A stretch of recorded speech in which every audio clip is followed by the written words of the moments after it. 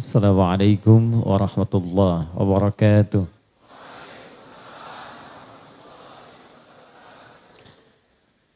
Alhamdulillahi nuris samawati wal ard madiha wa asriha wa istiqbaliha nahmaduhu hamdan syakirin kama 'allamana an nahmadah wa nashkuruhu kama 'allamana an nashkurah. Allahumma antal muqaddim wa antal muakhir biyadikal khair innaka ala kulli syai'in qadir. Nusalli wa nusallimu ala afdalil anbiya'i wal mursalin nabiyyina Muhammadin wa ala alihi wa sahbihi wa dhurriyyatihi wa ummatihi ila yaumiddin. Amma ba'd. Fa ya ibadallah usi nafsi wa iyyakum bitaqwallahi faqad fazal muttaqun fala tamutunna illa wa antum muslimun. Qala ta'ala ya ayyuhalladzina amanu taqullaha haqqa tuqatih wa la tamutunna illa wa antum muslimun.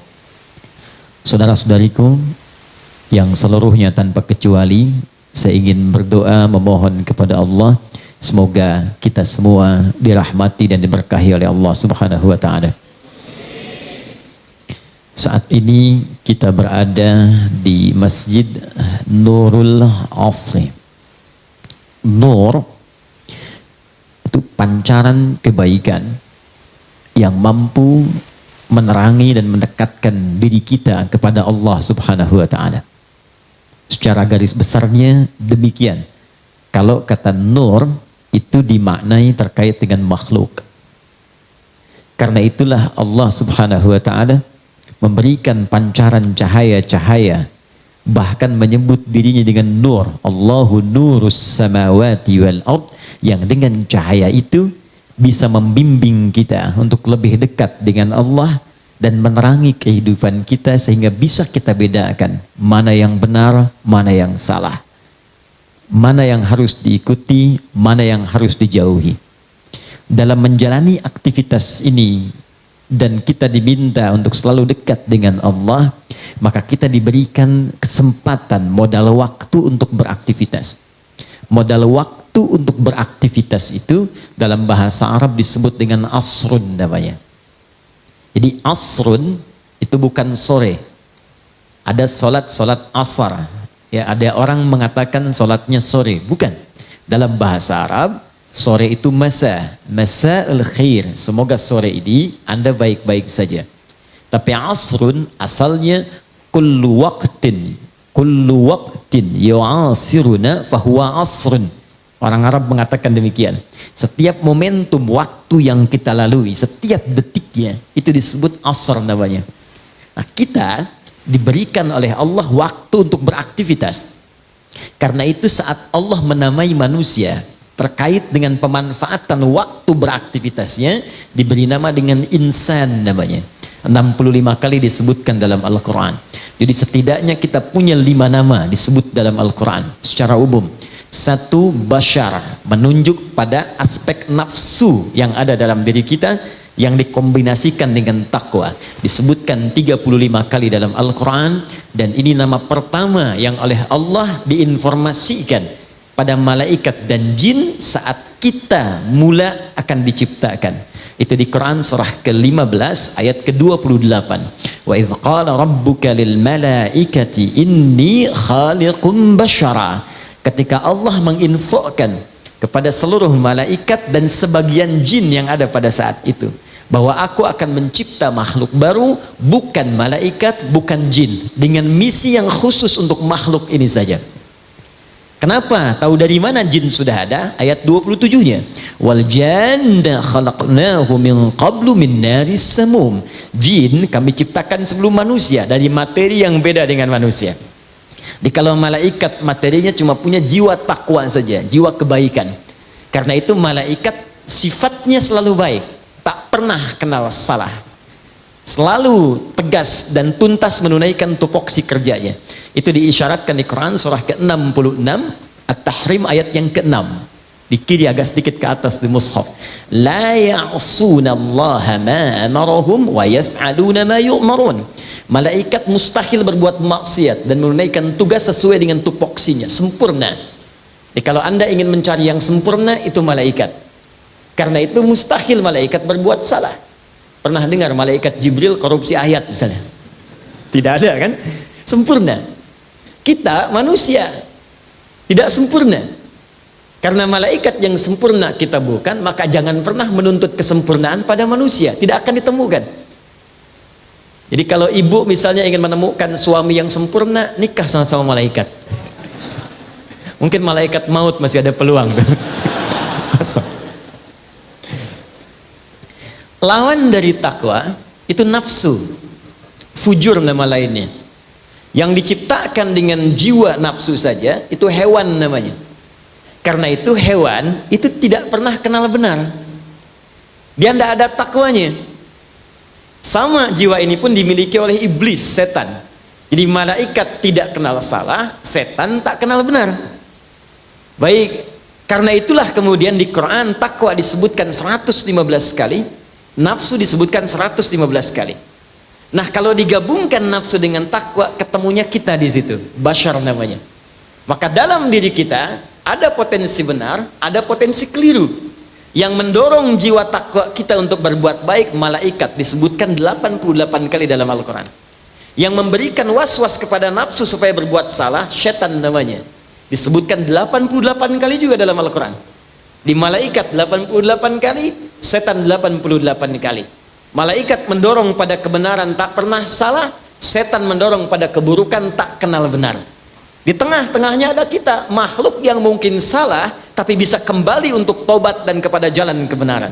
Karena itu Adam pernah keliru, tapi karena Adam manusia bukan setan, maka Adam diberi peluang tobat, tobat dia. Setan salah, diberikan peluang untuk tobat, dia nggak mau benar karena jiwanya cenderung mengajak kepada kesalahan. Karena itu kalau ada orang pernah berbuat salah, jangan vonis dia, tapi kita doakan supaya kembali kepada jalan-jalan kebaikan. Kalau dia tidak mau tobat, patut ditanya, ini manusia apa? Bukan saya yang bilang, ini yang paling kencang nih. Ini manusia atau sedang dipengaruhi oleh setan? Demikian kalau prinsip ini satu aja kita bawa dalam kehidupan, nikmat kehidupan kita. Di rumah tangga tidak ada yang saling menyalahkan, karena tahu suami bukan malaikat, istri bukan setan. Papa kenapa sih yang gini aja nggak bisa, kemarin juga begini. Ma, papa kan bukan malaikat, mama juga bukan setan kan. Makin ribut tuh. Jadi satu. Dua, ada yang disebut dengan ins, pasangannya jin. Setidaknya 18 kali pasangan ini disebutkan dalam Al-Quran. Ya ma'syarul jinni wal wa ma khalaqtul jinna wal ins. Ins, manusia disebut dengan ins setidaknya memiliki 3 arti. Lawan dari ini langsung kalimat jin. Pertama, ins itu tampak, jin tersembunyi. Saya berbagi ilmu dasar ya. Di bahasa Arab itu kalau ada kata dibuka dengan jim dengan nun, itu umumnya pasti tersembunyi. Jim dengan nun. Jannah, surga. Kenapa disebut surga dengan jannah? Karena sekarang masih tersembunyi, belum nampak di pandangan kita. Janin, perempuan ada janin dalam rahimnya. Kenapa disebut dengan janin? Karena tidak tampak dalam pandangan mata kita langsung. Jin kenapa disebut dengan jin? Karena tak nampak dalam pandangan kita. Hanya satu kata yang dibuka dengan jim dan nun dan tampak, itu jun. Jin dan jun. Jin kenapa disebut jin? Karena tersembunyi. Fitrah jin itu saat diciptakan tak nampak. Ini saya kasih rahasia nih, kalau ada jin melakukan penampakan, itu jin sedang kena masalah. Dia sedang keluar dari fitrah kehidupannya. Apalagi manusia yang cari-cari penampakan jin, itu pasti sedang ada persoalan, kurang sehat. Karena jin itu tersembunyi, jangan dipaksa nampak. Sebaliknya manusia disebut dengan ins karena tampak, terlihat. Lahir tampak, nangis kelihatan makhluknya. Tidak ada bayi dilahirkan, mana bayinya, mana nggak kelihatan, pasti tampak. Karena itu fitrah manusia itu selalu ingin tampak. Pulang ke rumah tampak, berangkat ke masjid tampak, ke kantor tampak. Karena itu pengertian terbaliknya, kalau ada manusia senang sembunyi-sembunyi, itu sama dengan Anda yang bilang, bukan. sama dengan sedang punya masalah. Ke rumah ada pintu depan lewat jendela, ya, ke kampus sembunyi-sembunyi, ke masjid sembunyi-sembunyi. Itu sedang ada persoalan dalam hidupnya. Sederhana memaknai kehidupan itu. Kedua, manusia itu halus, lembut, jin kasar. Jadi yang makhluk halus itu antum, bukan jin. Kita, saya, anda. Halus, lembut, jin kasar. Karena itu tidak pernah ada jin menampakkan diri atau orang kemasukan jin yang lembut. Itu nggak ada, Pak. Silahkan cek mana ada orang kemasukan jadi lembut. Ustadz mohon izin ikut pengajian ya, sedang kemasukan jin. Mustahil. Kalau tidak mulutnya meracau, tindakannya pasti akan mengacau. Maksud saya, kalau ada manusia tiba-tiba menjadi kasar, tiba-tiba senang sembunyi, itu berarti ada persoalan dalam kehidupannya. Minimal, kata Nabi, ada lingkungan yang salah yang memengaruhi dia dalam kehidupannya. Kullu mauludin yuladu alal fitrah. Setiap yang terlahir itu ada fitrahnya. Dilahirkan dalam keadaan fitrah. Fitrah terbagi dua makna. Satu, cenderung untuk mendekat kepada Allah, beragama. Itu di Quran surah ke-30 ayat 30. Paling kanan sebelah atas di mushaf. Ya, fa'aqim wajhaka lid-dini hanifa fitratallahi allati fataran nasa 'alaiha. Hadapkan dirimu kepada jalan agama yang benar, din yang hak. Ditafsir di Quran surah ketiga ayat 19. Innad dina 'indallahil Islam. Cari sampai ketemu yang benar. Kata Allah, kalau mau singkat nyarinya ya Islam. Kamu nyari kemana-mana, ketemunya akan ke situ juga. Nah setelah itu istiqamah di jalannya, itulah fitrah kehidupan. Jadi setiap manusia yang lahir pasti mencari jalan untuk ketemu Tuhan, pasti cari jalan. Yang kedua, cenderung pada kebaikan dan kebenaran. Karena itu sifat baik itu fitrah manusia. Walaupun dia belum beriman, ketika mulutnya berdusta pasti hatinya menolak. Cukup jadi manusia pasti punya potensi baik. Silahkan anda cek apa yang baik orang Islam saja, non muslim banyak yang baik. Yang jujur ada, yang tawadhu, tidak sombong ada, yang sabar ada. Cuman yang kurang apa? Iman. Itu poinnya. Jadi banyak orang kemudian bisa mengatakan saya cenderung pada kebaikan, memang fitrah. Fitrah adanya. Kalau nggak percaya begini ya. Contoh, tapi saya katakan dari awal, ini contoh, bukan untuk dipraktikkan. Contoh, iseng-iseng keluar masjid pakai sendal orang. Contoh, awas. Bukan untuk dipraktikkan, ya. Kenapa kau pakai sendal orang? Kata Ustadz, tidak. Contoh aja, anda ketika mau pakai sendal orang, hati anda pasti akan menolak. Itu bukan punya kamu. Yang ini yang punya kamu. Itulah ins. 3, ada yang disebut dengan An-Nas. 241 kali disebutkan dalam Al-Quran. Menjadi nama surah dan surah paling favorit hampir seluruh bagi umat Islam. Surah 114, Qul a'udzu birabbin nas. An-Nas menunjuk sifat sosialnya, ingin mengesankan bahwa tidak ada manusia yang bisa hidup sendiri. Semua saling membutuhkan yang lainnya. Karena itu jangan egois dalam kehidupan. Orang egois itu susah hidupnya. Cek. 4, ada Bani Adam. Setidaknya 7 kali disebutkan dalam Al-Quran. Contoh Quran surah ke-7 ayat 31. Ya Bani Adam khudhu zinatakum 'inda kulli masjid. Hei anak cucu Adam, kalau ada panggilan dari masjid kenakan pakaian terbaik. Bani Adam untuk menunjuk susunan nasabnya. Jadi tidak ada manusia yang hidup di bumi kecuali semua tersambung nasabnya pada Nabi Adam alaihissalam. Anda kalau mau cari-cari, ketemunya ke Nabi Adam, bukan ke monyet. Awas, hati-hati. Kalau ada yang mengatakan manusia berasal dari monyet, katakan pada orang itu, selamat pak, mungkin bapak dari monyet, saya tidak ikut-ikutan gitu. Semua pasti Allah udah kasih bocoran. Allah yang menciptakan kita, Allah yang tahu. Shortcutnya kata Allah, semua dari Adam. Karena itu aku sebut kalian Bani Adam. 7 kali disebutkan dalam Al-Quran. Bahkan mukjizat Nabi Muhammad SAW saat mulai dilahirkan itu langsung diberikan mukjizat dengan isyarat Bani Adamnya.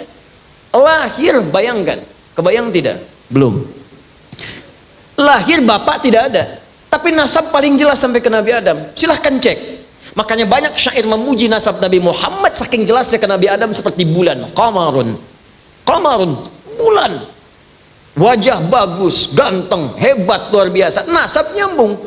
Muhammad sallallahu alaihi wasallam bin Abdullah bin Abdul Muttalib bin Hashim bin Abdul Manaf bin Qusay bin Murrah bin Kilab bin Ka'ab bin Ghalib bin Figir bin Malik bin Nadar bin Kinana bin Khuzaimah bin Mudrika bin Ilyas bin Nizar bin Mudar bin Ma'ad bin Adnan bin Addi bin Adri bin Muqawwam bin Nahur bin Tarikh bin Ya'rub bin Yasjub bin Nabit bin Ismail alaihi salam bin Ibrahim alaihi salam bin Azar au bin Nahur bin Abid bin Kinan bin Rafakhshad bin Sam bin Nuh alaihi salam bin Mihlail Matushalam bin Kinan bin Anwas bin Thith bin Adam alaihi salam.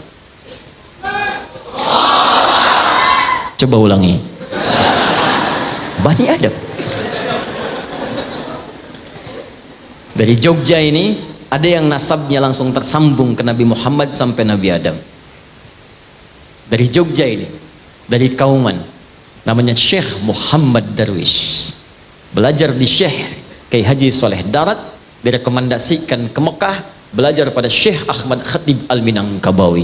Pulang-pulang berganti nama menjadi Ahmad Dahlan bin Kiai Haji Abu Bakar bin Kiai Ilyas bin Kiai Sulaiman bin Demang Jurang Juru Kapindo bin Demang Jurang Juru Sapisan bin Kiai Gerbek bin Maulana Ishaq bin ke atasnya Ahmad Jumadil Kubra Ali Zainal Al-Kabir Ali Zainal Abidin bin Al-Husain, ke atasnya adiknya Al-Hasan, anak keduanya dari Ali bin Abi Thalib karamahullahu wajah, zauju Fatimah Zahra bintu Muhammadin sallallahu alaihi wasallam.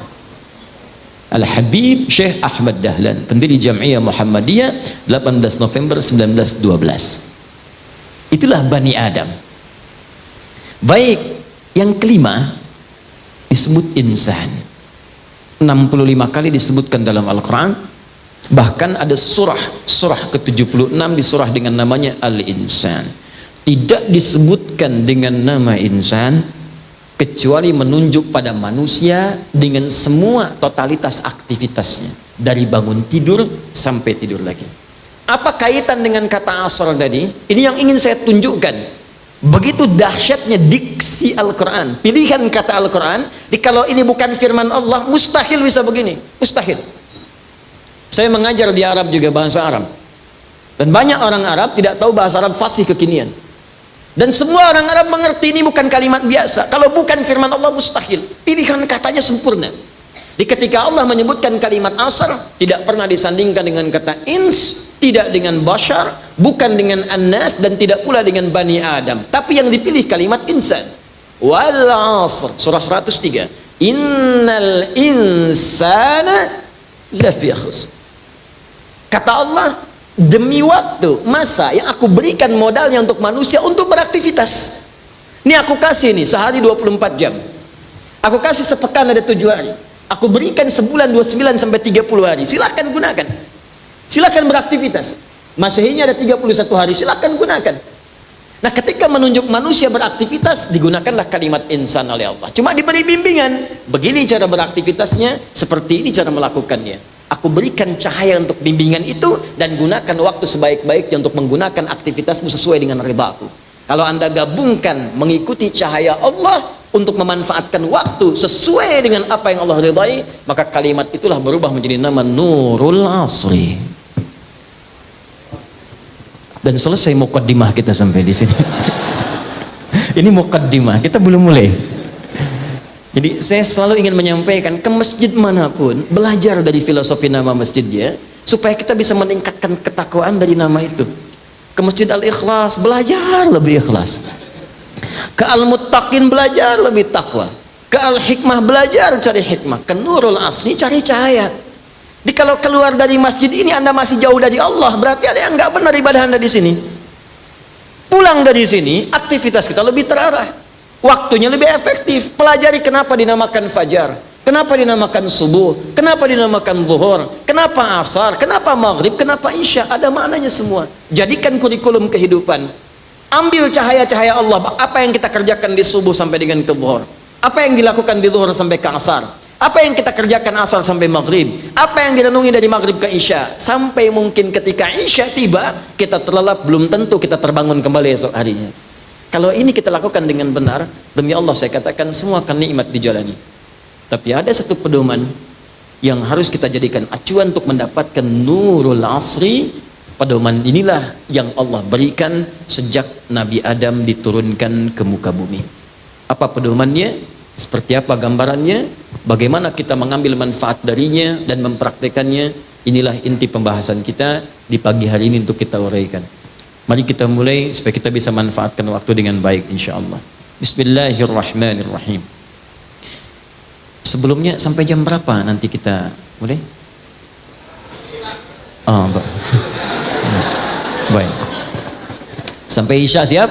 Ya, silahkan sampai Isya. Saya jam 11 pergi lagi. Baik, yuk kita mulai. Tema kita kemuliaan Al-Quran dalam Al-Quran dan Sunnah Rasulullah Sallallahu Alaihi Wasallam. Diambil secara singkat kemuliaan hidup bersama Al-Quran. Saya akan mulai dari Al-Quran surah kedua Al-Baqarah ayat 38. Mohon izin nanti kita tidak akan jauh dari Al-Quran, hadis dan qaul ulama untuk menafsirkannya. Quran surah kedua Al-Baqarah ayat 38. Saat Nabi Adam alaihissalam, manusia pertama, diturunkan oleh Allah ke muka bumi untuk memulai misinya.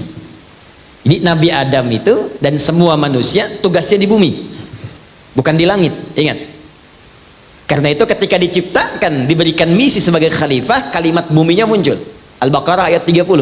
Wa idh qala rabbuka lil malaikati inni ja'ilun fil ardi, bukan fis sama. Ya, fil ardi, di bumi. Karena itu sebelum turun ke bumi, itu oleh Allah di training dulu.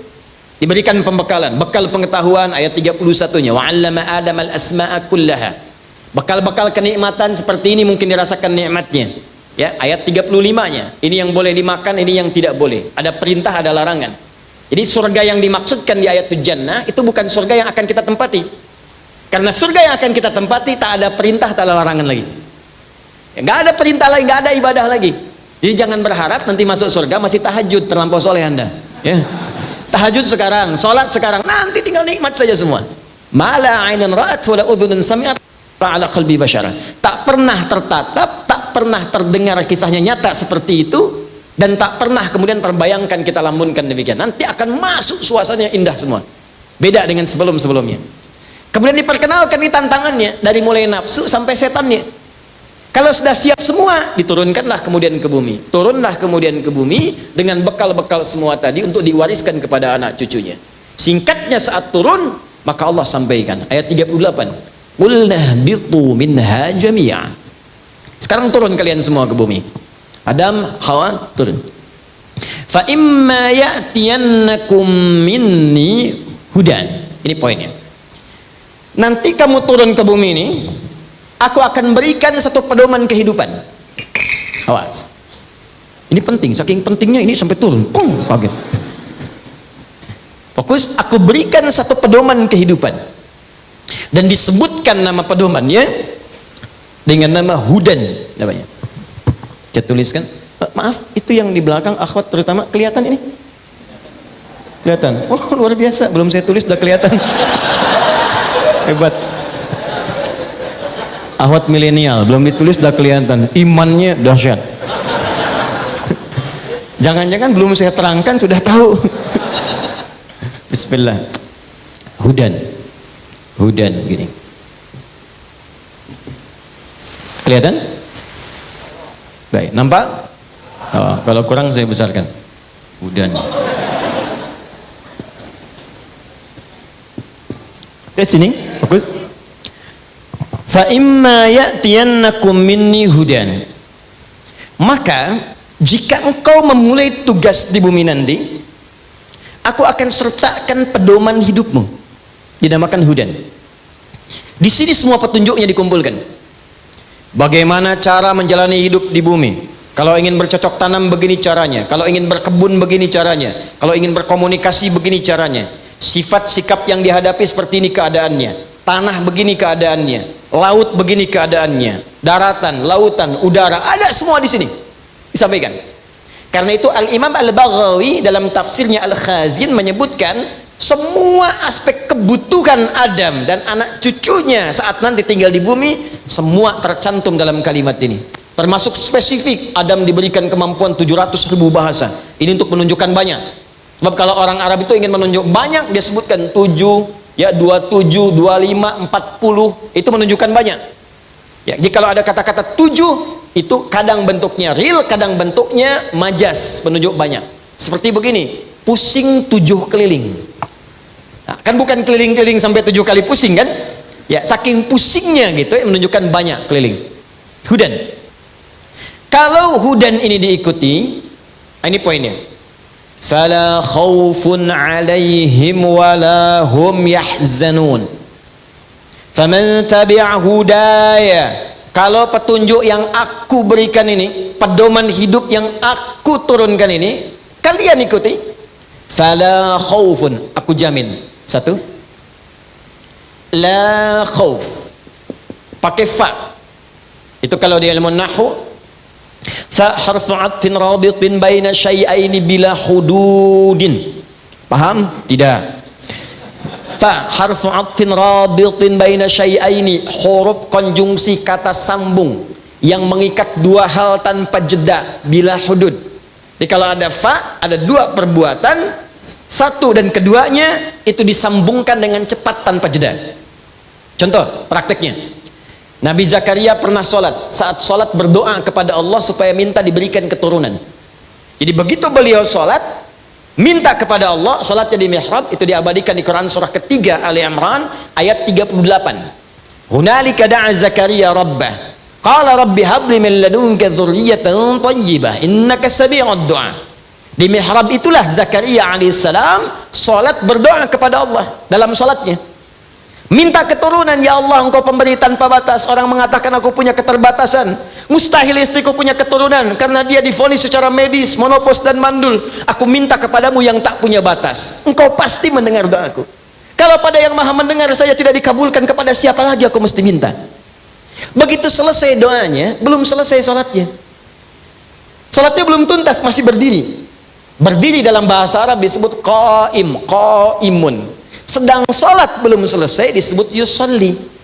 Itu masih qaimun yusalli di mihrab, fil mihrab. Tiba-tiba baru selesai doanya, seketika turun malaikat. Dari mana taunya turun malaikat seketika? Pakai fa, ayat 39-nya. Fanadathul malaikatu wa huwa qaimun yusalli fil mihrab annallaha yubashshiruka bi Yahya.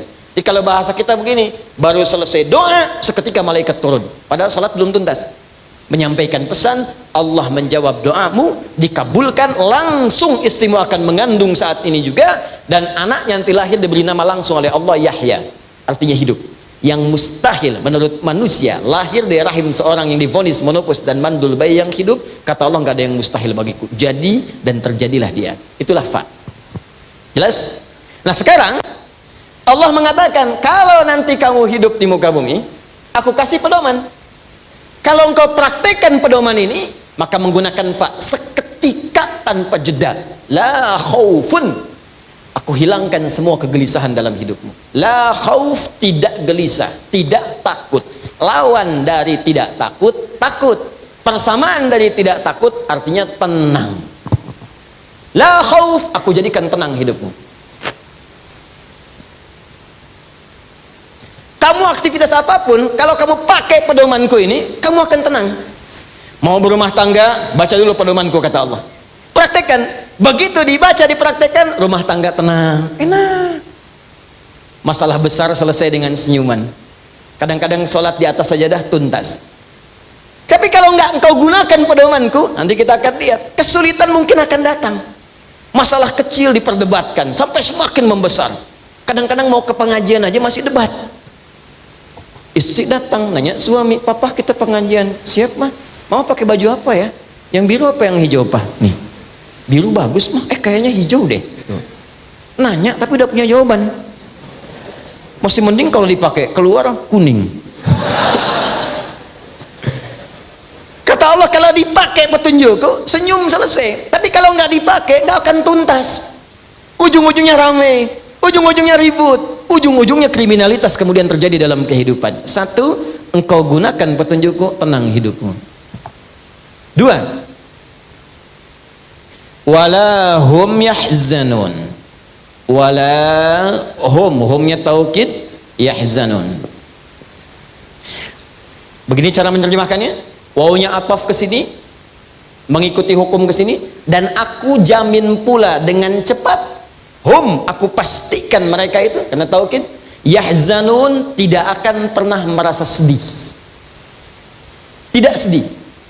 Tidak sedih artinya senang. Jadi Masya Allah, sejak Adam diturunkan ke bumi untuk bertugas menjalani misi di bumi, hidup di bumi, itu kata Allah, nikmati hidupmu dengan senang, nikmati hidupmu dengan tenang. Silahkan kemanapun kamu tenang, di sini tenang, di sana senang, di mana-mana hatiku tenang.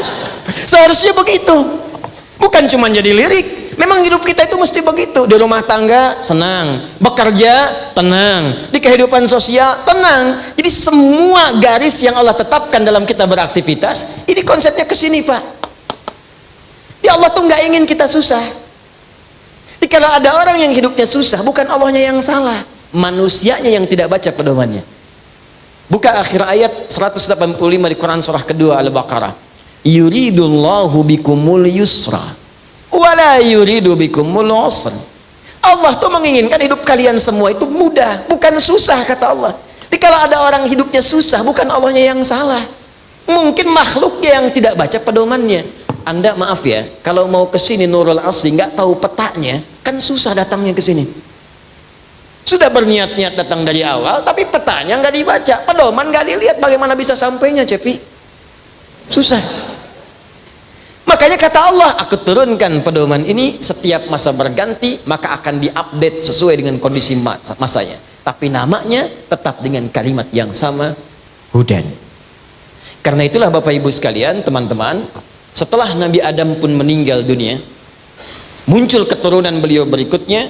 Setiap keturunan komunitas itu berganti, kemanapun mereka beraktivitas, maka Allah akan mengutus dan menunjuk seorang manusia menjadi utusan untuk menyampaikan hudan sesuai dengan kondisi umatnya di masa itu. Utusan inilah yang disebut dengan Rasul. Jadi ada Rasul, ada Nabi, itu berbeda. Rasul pertama Nabi Nuh alaihissalam, Nabi pertama Nabi Adam alaihissalam. Nabi ditugaskan hanya untuk pribadinya saja, sedangkan Rasul ditugaskan untuk berdakwah kepada umat, menyampaikan pesan hudan ini. Ustadz, kenapa Nabi Adam bukan Rasul? Karena Nabi Adam turun ke bumi, belum ada umatnya. Yang turun cuma Adam dan Hawa. Adam kata sejarah turunnya di wilayah dekat India, Hawa di wilayah yang sekarang jadi Saudi, yang disebut dengan Jeddah. Jadi kalau Anda datang ke Jeddah, kenapa disebut Jeddah? Salah satunya ada yang memaknai karena nenek moyang kita turun di situ. Nenek dalam bahasa Arab disebut dengan Jeddah. Ada yang memaknai demikian. Jadi kalau Anda nanti umrah atau haji, yang belum insya Allah saya doakan cepat berangkat. Ya, insya Allah. Tidak cukup dengan amin, nabung, nabung dulu. Siapkan nabung, siapkan. Ya, amin amin sampai kiamat, kurang 2 hari. Kalau nggak usaha nggak akan dapat. Biasanya main ke Jeddah, pinggir pantai Laut Merah. Sekarang sudah nggak boleh jalan. Ada masjid kemudian disebut Masjid Terapung, Masjid Ar-Rahmah itu. Anda dari situ lurus sedikit belok kiri, ada sepeda ontel besar, orang menyebut sepeda ontel Nabi Adam. Ya, lurus. Kemudian sebelah kanannya di perempatan, jadi sebelah lurus, kiri ke kanan. Nah, perempatan yang lurus dengan kanan itu ada, kebayang nggak? Ya gitulah pokoknya ya. Nah, itu ada sekat begini pakai batu bata warna krem, tulisannya Maqbarah Sayyidah Hawa, kuburannya Sayyidah Hawa. Jadi ada di situ. Tapi para sejarawan mengatakan itu bukan kuburannya Sayyidah Hawa, tempat turun pertama kalinya. Jadi Adam turunnya di kisaran India, Hawa turun di Jeddah. Mencari, cari, keduanya saling mencari sampai berkumpullah kemudian di sebuah padang yang tinggi. Kelihatan dari jauh. Kayaknya saya kenal ya. Kayaknya saya tahu itu gerak-gerik. Memang pasti kenal karena kan di bumi cuma 2 orang itu. Gak ada yang lain. Naik ke atas. Sesuatu yang tinggi naik sampai kelihatan Arafah. Sifatnya disebut dengan Arafah, jamaknya disebut dengan Arafat. Karena itu ada riwayat menyebutkan disebut dengan padang Arafah karena di tempat itulah keduanya kemudian saling mengetahui satu dengan yang lain. Selain riwayat kedua ketika malaikat Jibril mengajarkan pada Nabi Ibrahim tentang manasik haji, lalu mengatakan Nabi Ibrahim, Araftul an, saya tahu. Disitulah disebut dengan Arafah. Karena itu wilayah itu digunakan untuk keduanya.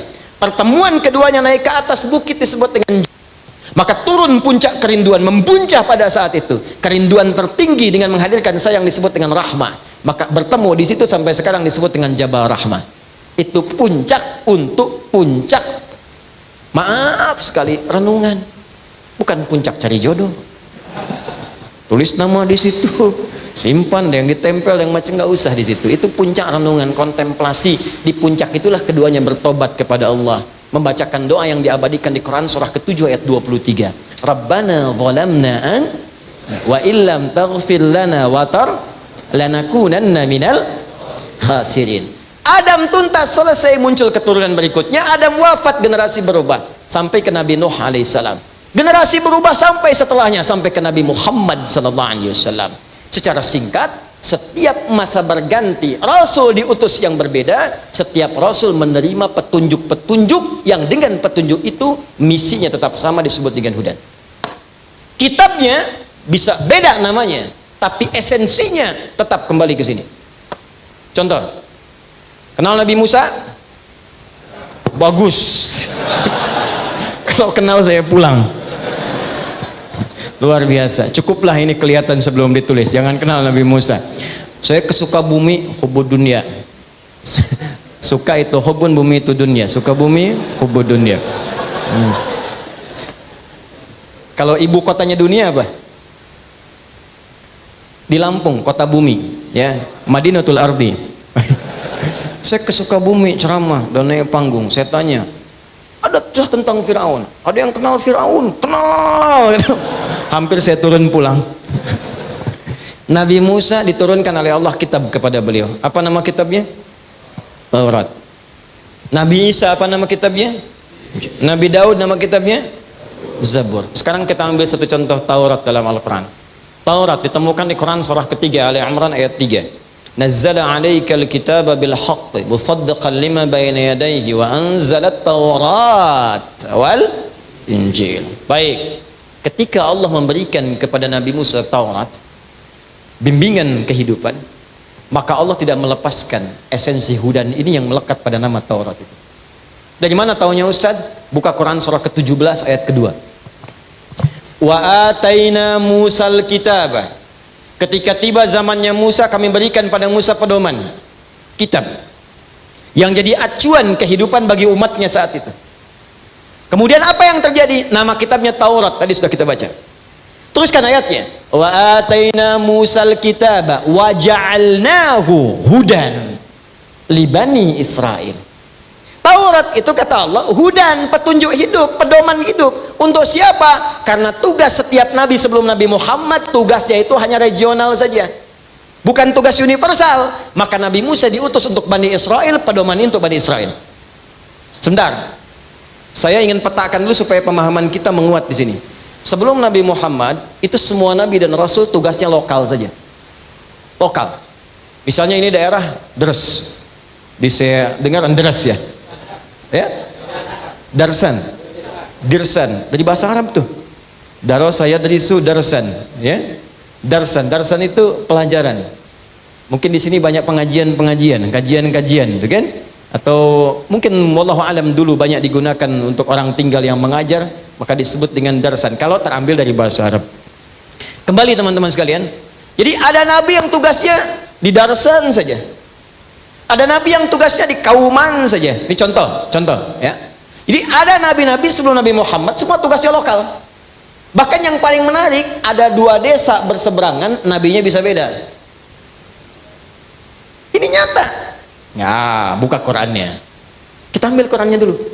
Lihat Quran surah 51 Adz-Dzariyat. Ayat 24 sampai 30. Nabi Ibrahim dengan Nabi Lut hidup satu masa. Itu keponakan Nabi Ibrahim, Nabi Lut itu. Cuman dinasnya Nabi Ibrahim misinya di tempat A, Nabi Lut di desa B. Desanya bergandengan. Jadi kalau kita ada 2 desa berhimpitan, nabinya beda. Satu Nabi Lut, satu Nabi Ibrahim. Begitu Nabi Lut berdakwah pada umat, sering diejek, bahkan diancam, bahkan ditantang. Katanya mau diazab. Mana azabnya Lut?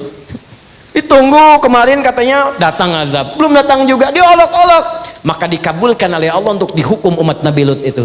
Diturunkanlah para malaikat untuk menghukum umat Nabi Lut. Sebelum datang ke desa Nabi Lut, mampir ke tempat Nabi Ibrahim. Mampirnya kapan? Dini hari sebelum subuh. Baca ayat 24-nya, paling kanan agak ke bawah. Hal ataka hadithu dhaifi Ibrahim al-mukramin. Kita ditantang oleh Allah tuh. Kamu pernah nggak baca, dengar kisah tentang Nabi Ibrahim yang kedatangan tamu malam-malam hari, dini hari, tapi masih dimuliakan oleh beliau. Idh dakhalu alaihi faqalu salama. Ketika masuk itu, dia mengucapkan salam mereka. Assalamualaikum, assalamualaikum. Masya Allah. Anda tengah malam jam 2:30. Ada yang datang ke rumah, banyak suaranya, 3, 4, 5 orang. Assalamualaikum, assalamualaikum. Dijawab nggak? Hah? Tengok dulu misalnya, begitu dia tengok di jendela, dibuka kemudian gordennya terlihat, Masya Allah, jubah putih, rambut panjang. Assalamualaikum, assalamualaikum. Dijawab nggak? Tidak. Jawab dulu aja. Karena menjawab salam hukumnya wajib. Quran surah 4 ayat 86, paling kanan sebelah bawah. Wa idza hayyitum bi tahiyyatin fahayyu bi ahsana minha aw rudduha. Jika Anda diberikan penghormatan lewat salam, jawab dengan lebih baik atau semisalnya. Jawab aja dulu. Assalamualaikum. Waalaikumsalam. Assalamualaikum. Waalaikumsalam warahmatullah. Assalamualaikum. Waalaikumsalam warahmatullahi wabarakatuh. Buka dong. Tidak. Jawab aja dulu. Tapi ini beda. Qala salam, Waalaikumsalam warahmatullahi wabarakatuh. Itu singkatan ya. Salam itu singkatan. Di salam itu singkatan dari assalamualaikum warahmatullahi wabarakatuh. Jadi kalau Anda kirim SMS terlalu panjang, spasinya nggak cukup, cukup Anda katakan salam, tapi dibacanya assalamualaikum. Itu bahasa Quran, bukan bahasa saya. Itu banyak singkatan kok. Bismillahirrahmanirrahim disingkat basmalah. Alhamdulillahirabbil alamin disingkat. Allahu akbar disingkat takbir. Allahu Akbar. Maaf, sudah jam 10. Ini mungkin saya ada percepatan ini ya. Saya mohon izin barangkali kita harus percepat. Ada sesuatu yang penting yang harus dikerjakan. Jadi kita segera saja tutup dengan hamdalah. Hamdalah. Tidak. Contoh. Ini contoh. Bukan asli. Contoh. Maka kita tutup dengan kalimat Alhamdulillahirabbil. Kita masih sampai Isya, tenang aja. Contoh. Salam juga begitu. Assalamualaikum warahmatullahi wabarakatuh. Bisa disingkat dengan salam. Begitu kemudian dibuka qaumum munkarun. Ini bukan orang kompleks ini. Bukan orang kampung sini. Kalau bukan orang dekat sini berarti capek perjalanan. Kalau perjalanan lelah jangan banyak ditanya, silahkan masuk. Faragha ila ahlihi faja'a bi'ajlin samin. Tanya kepada istrinya Sayyidah Sarah, Mama, ini ada tamu malam-malam. Apa menu terbaik yang kita miliki untuk menjamunya? Kata istrinya, nggak ada, Pak. Lihat ke belakang, ada anak sapi lembu. Masih sempat sembeli, dibikin gulai malam-malam, gulai sapi. Langsung dihidangkan, faqarrabahu ilaihim. Langsung dihidangkan kepada tamu-tamu itu. Allahu Akbar. Tamu 2:30 masih jadi gulai. Untuk dihidangkan ini kan luar biasa. Yang kita saja, Nabi Ibrahim itu Khalilullah, sangat dekat dengan Allah, dijaga dari maksiat, ahli surga, Nabi Rasul. Kedatangan tamu yang 2:30 malam dijamu bikin gulai.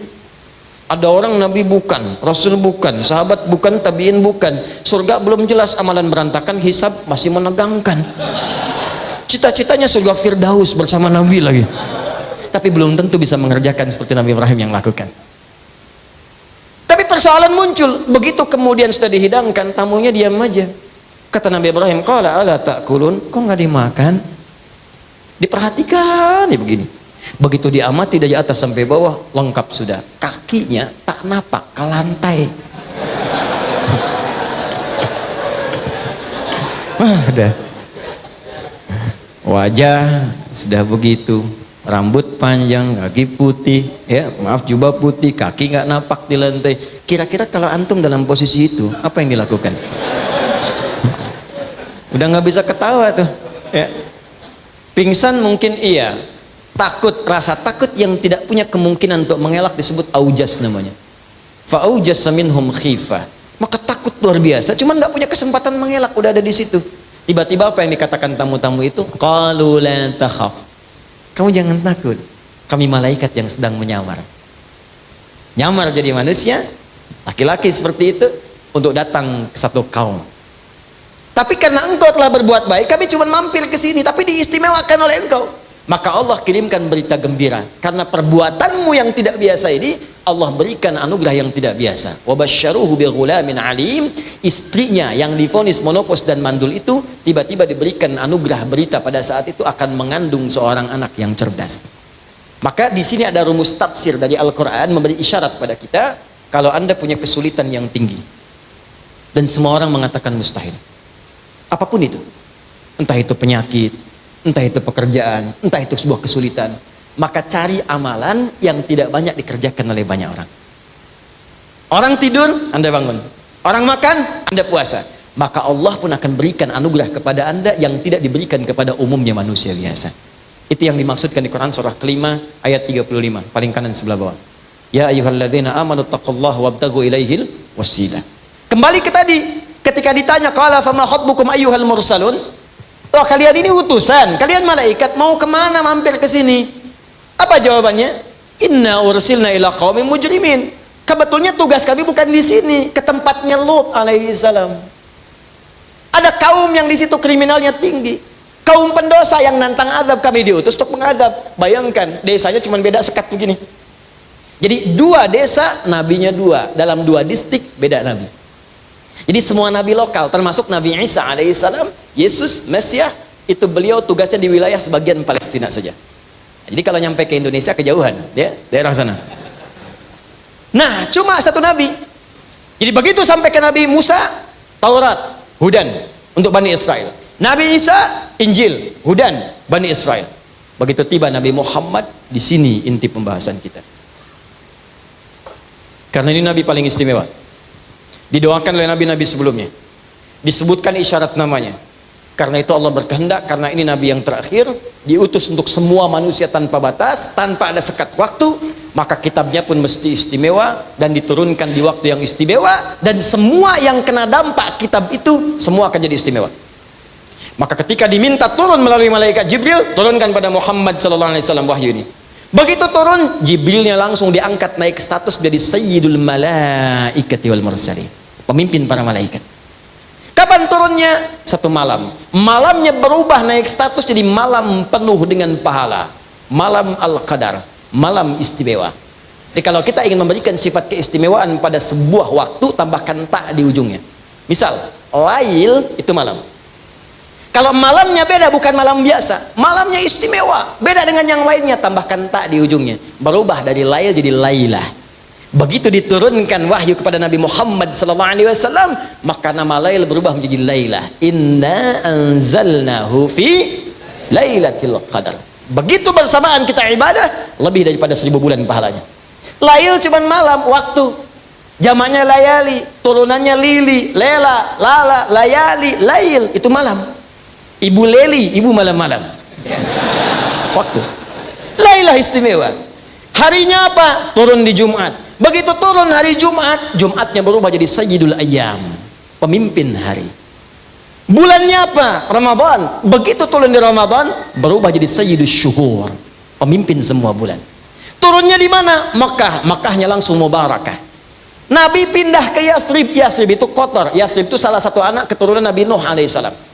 Bertempat di situ, dikenal daerahnya dengan Yathrib.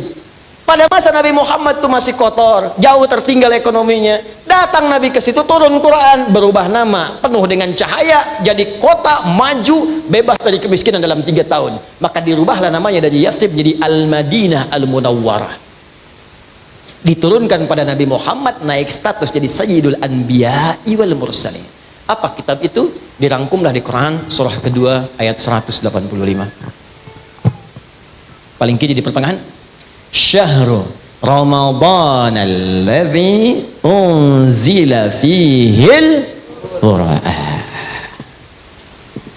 Nama kitab yang diturunkan pada Nabi Muhammad kita semua sudah mengetahuinya, namanya Al-Qur'an. Tapi yang tidak banyak dipahami, ayatnya seringkali berhenti di sini, nggak diteruskan. Teruskan ayatnya. Hudan. Apa fungsi Quran ini? Allah jawab langsung.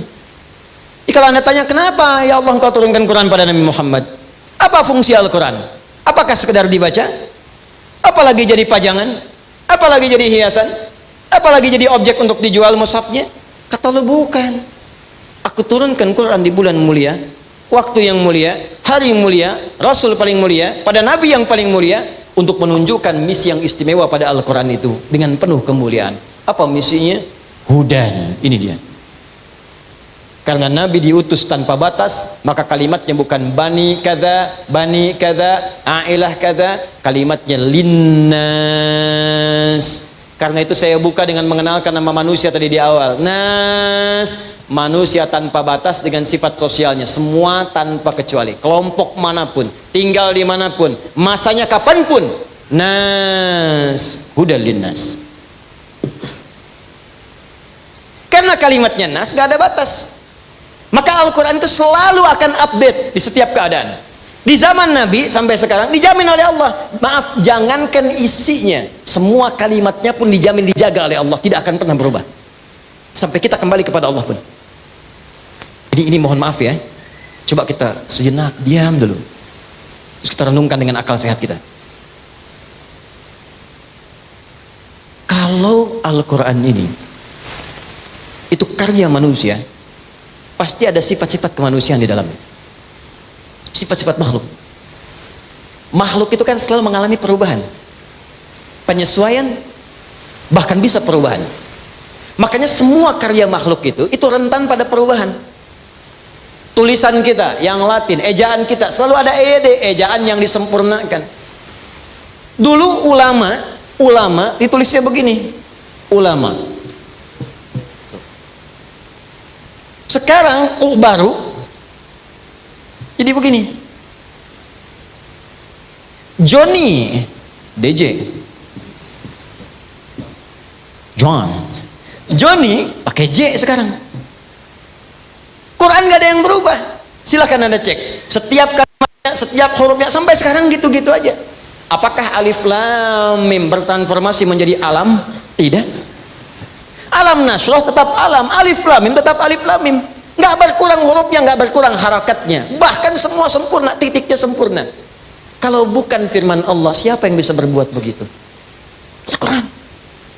Dengan cara apa lagi meyakinkan kebenaran Islam dan Qurannya? Silahkan cek. Dan sifatnya juga unik. Semua buku manusia, karya-karya manusia, kalau dibaca Anda pasti bosan.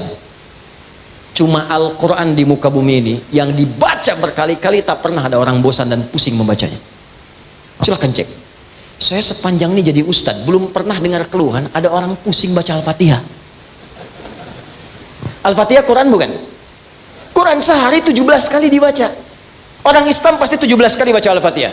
Kalau dia kurang baca 16 kali, berarti sholat subuhnya cuma 1 rakaat.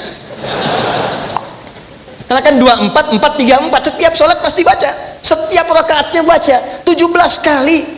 Silahkan cek novel paling bagus, cari di Jogja, bacaan paling hebat, paling bagus digemari, baca 17 kali sehari. Demi Allah saya katakan gak akan sanggup. Sehari dibaca sudah 2 kali, mungkin 3 kali saya udah khotam nih, 4 kali bosan. Quran gak ada orang bosan. Tapi uniknya kalau dibaca cepat ngantuk. Itu cuma Quran. Nanti kalau kita belajar fikih ibadah ada banyak yang unik. Quran cuma Quran. Anda baca Al-Quran, ya, itu 1 jam masih begini, online. Wah, ada berita, ada Sunda Empire, ada ini, ada macam. Sampai terakhir wah Empire ini. Udah bikin gini, macam-macam. Bisa dibaca berjam-jam. Allahu Akbar, baca Al-Quran. Nun. Baru nun doang 1 tuh, udah bisa ngantuk. Kenapa? Karena memang hudan, ada musuhnya, ada setannya. Yang lain nggak ada godaan. Jadi kalau ini bukan firman Tuhan, bukan firman Allah, mustahil punya sifat begini. Ini Allah ingin memberikan penjelasan pertama bahwa ini hudan berasal dariku. Jadi kalau ada orientalis mengatakan Quran produk budaya, Quran butuh penyesuaian, artinya orang ini nggak kenal Quran. Masa Anda mau belajar pada yang tidak kenal Quran? Anda belajar fisika pada dosen fisika, belajar kimia pada dosen kimia. Anda belajar Quran pada yang ngerti Quran. Nih Anda belajar Quran pada yang nggak ngerti Quran. Ya di mana logikanya, Joni?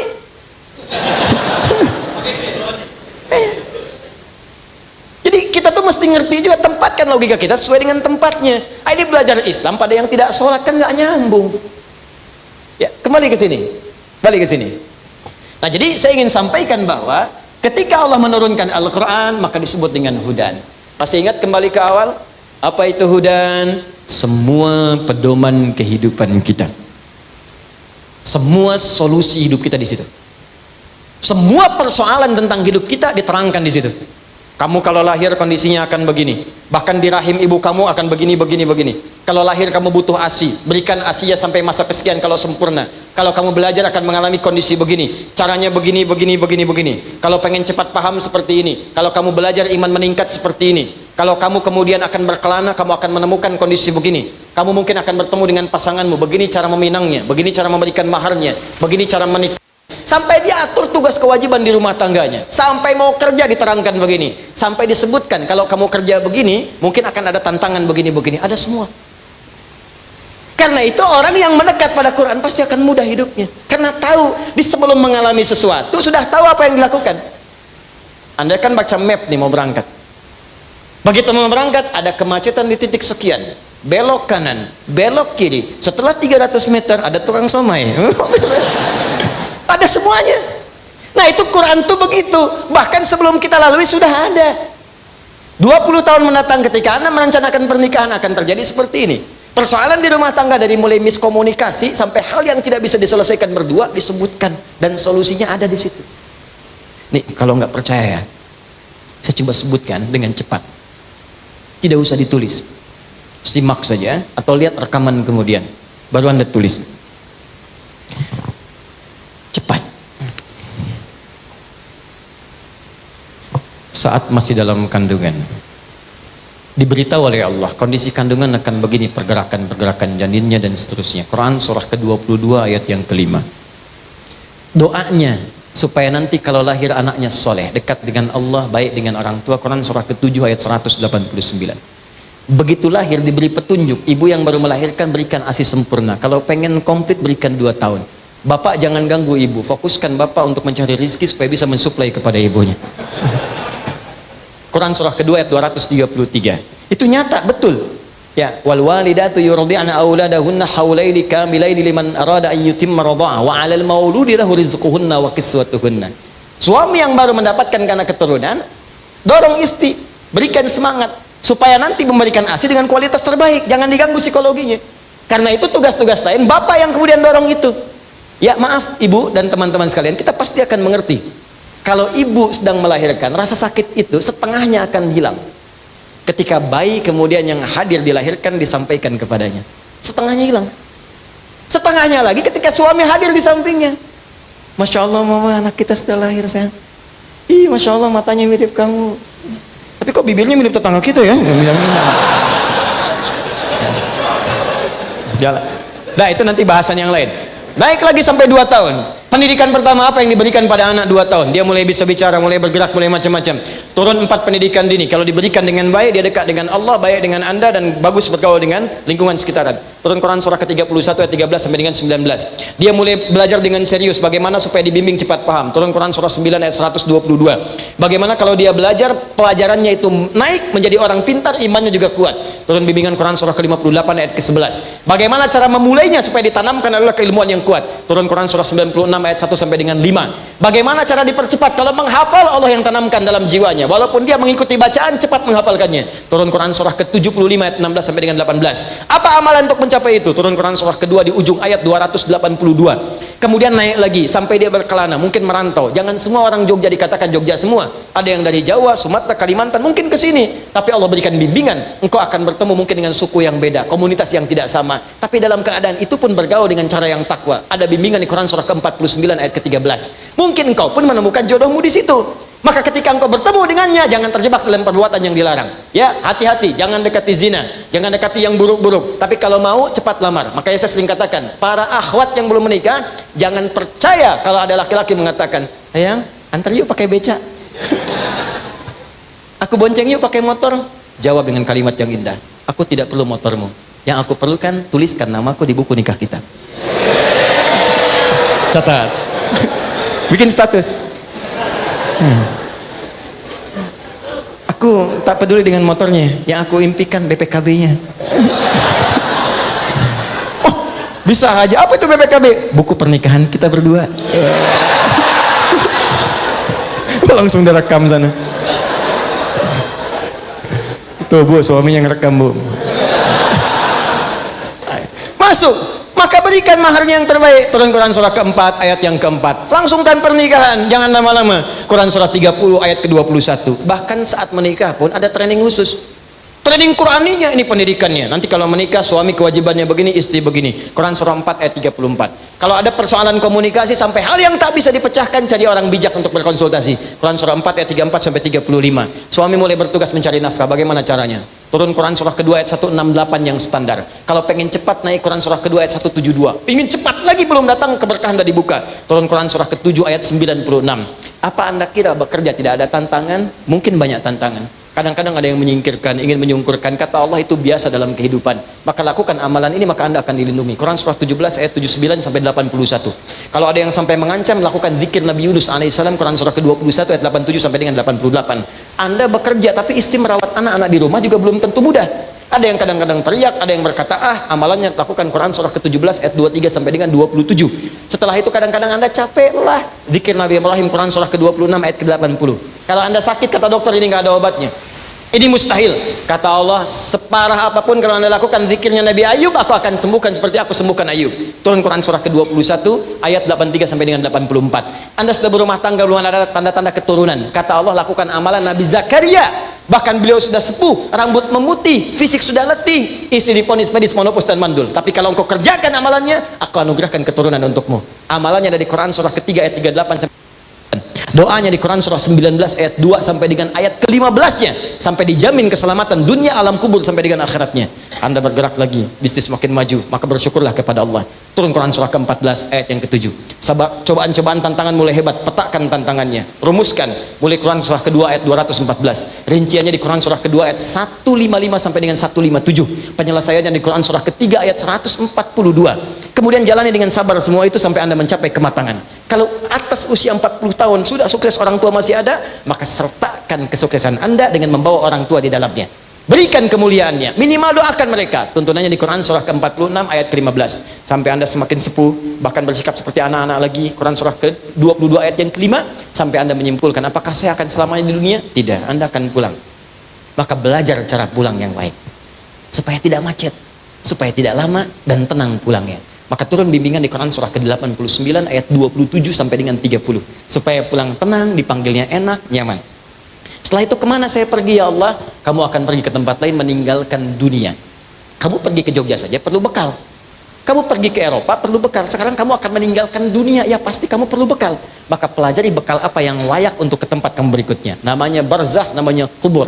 Bekalnya amal saleh. Kalau kamu siapkan dengan baik, aku berikan keterangan seperti ini. Maka diberikanlah keterangan Quran surah ketiga ayat 169 sampai 172. Tapi kalau kamu sembarangan jauh dariku, nggak pernah cari bekal, maka aku berikan hal yang sama seperti aku berikan kepada Fir'aun. Quran surah ke-40 ayat ke-45 sampai dengan 46-nya. Setelah itu kemana ya Allah terjadi kiamat? Quran surah ke-75, semua satu surah sekalian tentang kiamat. Setelah itu kemana ya Allah? Pilih, ada pilihan untuk ke surga. Surga aku bagi kepada 4 bagian secara umum. Ada yang sesurga dengan semua para nabi, tetangganya nabi semua, Masya Allah, para rasul semua, dari Nabi Muhammad sampai Nabi Adam alaihissalam. Setelah itu ada orang-orang soleh, ada syuhada, ada siddiqin. Amalannya di Quran surah ke-4 ayat 69. Ada surga yang kedua di taman surga, keindahannya tak terlukiskan, yang berikan langsung Allah. Quran surah 51 ayat 15 sampai dengan 23. Yang ketiga levelnya, kelas yang indah, rumahnya luas seluas langit dan bumi. Amalannya di Quran surah ketiga ayat 133 sampai 134. Ya Allah, aku sih nggak apa-apa, yang penting ke surga. Gak apa-apa ya Allah, yang penting surga. Ya kalau begitu turunkan Quran surah kedua ayat 25. Jamin semuanya. Tapi kalau kamu nggak siap-siap seperti itu, ada tempat yang kedua namanya neraka. Neraka aku siapkan yang paling ringannya, ditarik oleh malaikat maut, ubun-ubunnya ditarik. Dia tidak punya rasa humor, nggak ada seleranya. Neraka yuk, nggak ada. Syidadun, ghilazun syidadun, bengis kejam, tarik ubun-ubun, dicelupkan seperti bikin teh celup. Celup angkat, celup angkat, celup angkat. Bahasa Arabnya nusli, innal ladzina kafaru bi ayatina sawfa nuslihim nara. Kami celupkan, angkat, celupkan, angkat. Sekali dicelupkan perbedaannya 1000 tahun. Satu harinya 1000 tahun, satu detiknya 48 hari. Celup, badalnahum juludan ghairaha liyadzuqul adzab. Angkat, kami ganti kulit yang baru supaya merasakan azab yang tidak sama dengan yang sebelumnya. Naik, angkat, turun, angkat, turun, angkat. Itu yang paling ringan. Yang paling dalamnya neraka jahanam disediakan untuk orang munafik dan orang-orang kafir. Di Quran surah keempat ayat 140 paling kiri sebelah bawah. Kalau yang nggak ke surga, belum ke surga, nggak ke neraka, 50-50. Tempatnya di mana ya Allah? Aku turunkan surah yang ketujuh namanya Al-A'raf ayat 45 sampai 47. Dia akan ada di pertengahan antara surga dengan neraka. Dia melihat semua penduduk surga tapi ketakutan mendengar jeritan ahli neraka. Lihat bahasa Qurannya. Melihat orang surga pengen ke surga, ketakutan mendengar. Jadi nggak bisa ngintip ke neraka. Lihat bahasa Qurannya. Anda keluar dari masjid ini jam 2:30 malam, begitu keluar di atas pohon ada suara, ngintip nggak? Apa? Pasti Anda lari. Jadi di dunia aja begitu sudah ketakutan, apalagi jeritan tiap waktu, nggak berani ngintip, berharap pengen ke surga. Maka dengan rahmatku aku ambil dia, aku tempatkan dia di surga. Setelah proses hisab selesai seluruhnya, 1 harinya 1000 tahun. Ada semua. Tunjukkan pada saya mana yang nggak ada di Quran.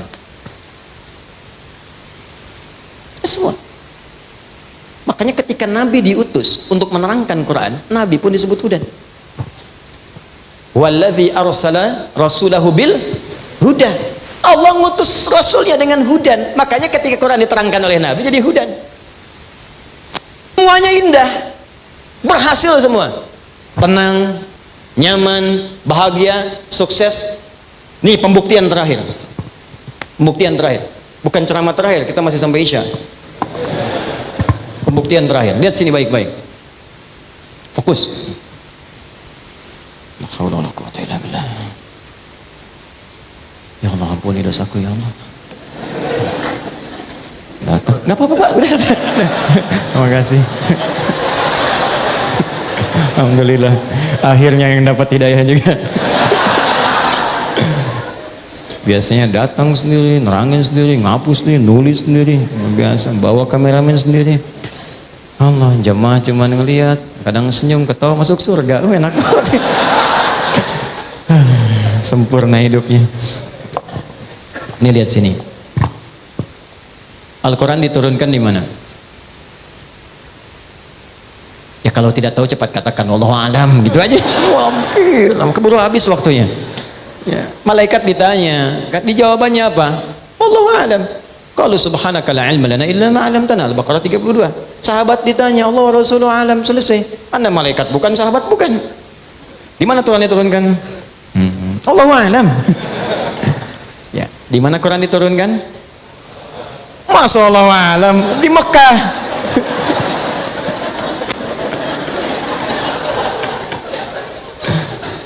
Al-Quran diturunkan di mana? Di Mekah. Mekah itu ada umatnya disebut dulu dengan nama apa? Apa namanya? Jahiliyah. Ada jahlun, ada jahilun, ada jahiliyah, itu beda. Jahiliyah. Sampingnya ada Ar-Rum, Romawi. Di sini ada Furs, Persia.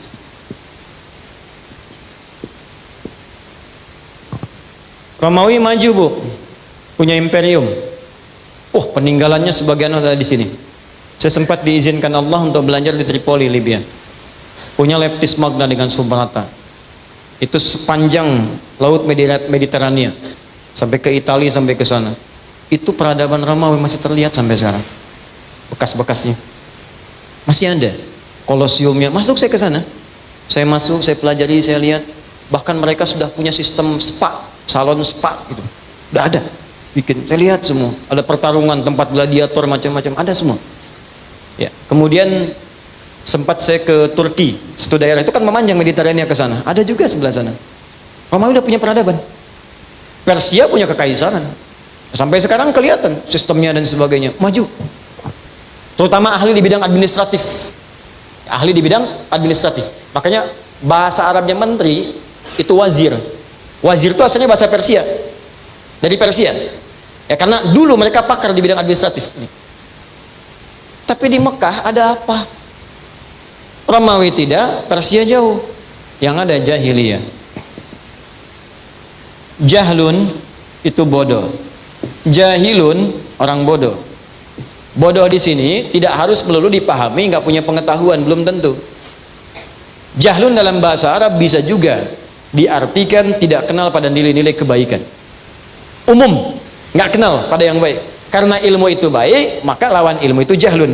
Di semua yang tidak kenal pada kebaikan disebut jahlun sifatnya. Orangnya jahil. Jadi kalau tak kenal pada akhlak, jahil juga. Tak kenal pada ilmu, jahil. Tak kenal pada Allah Tuhannya, jahil juga. Jahlun.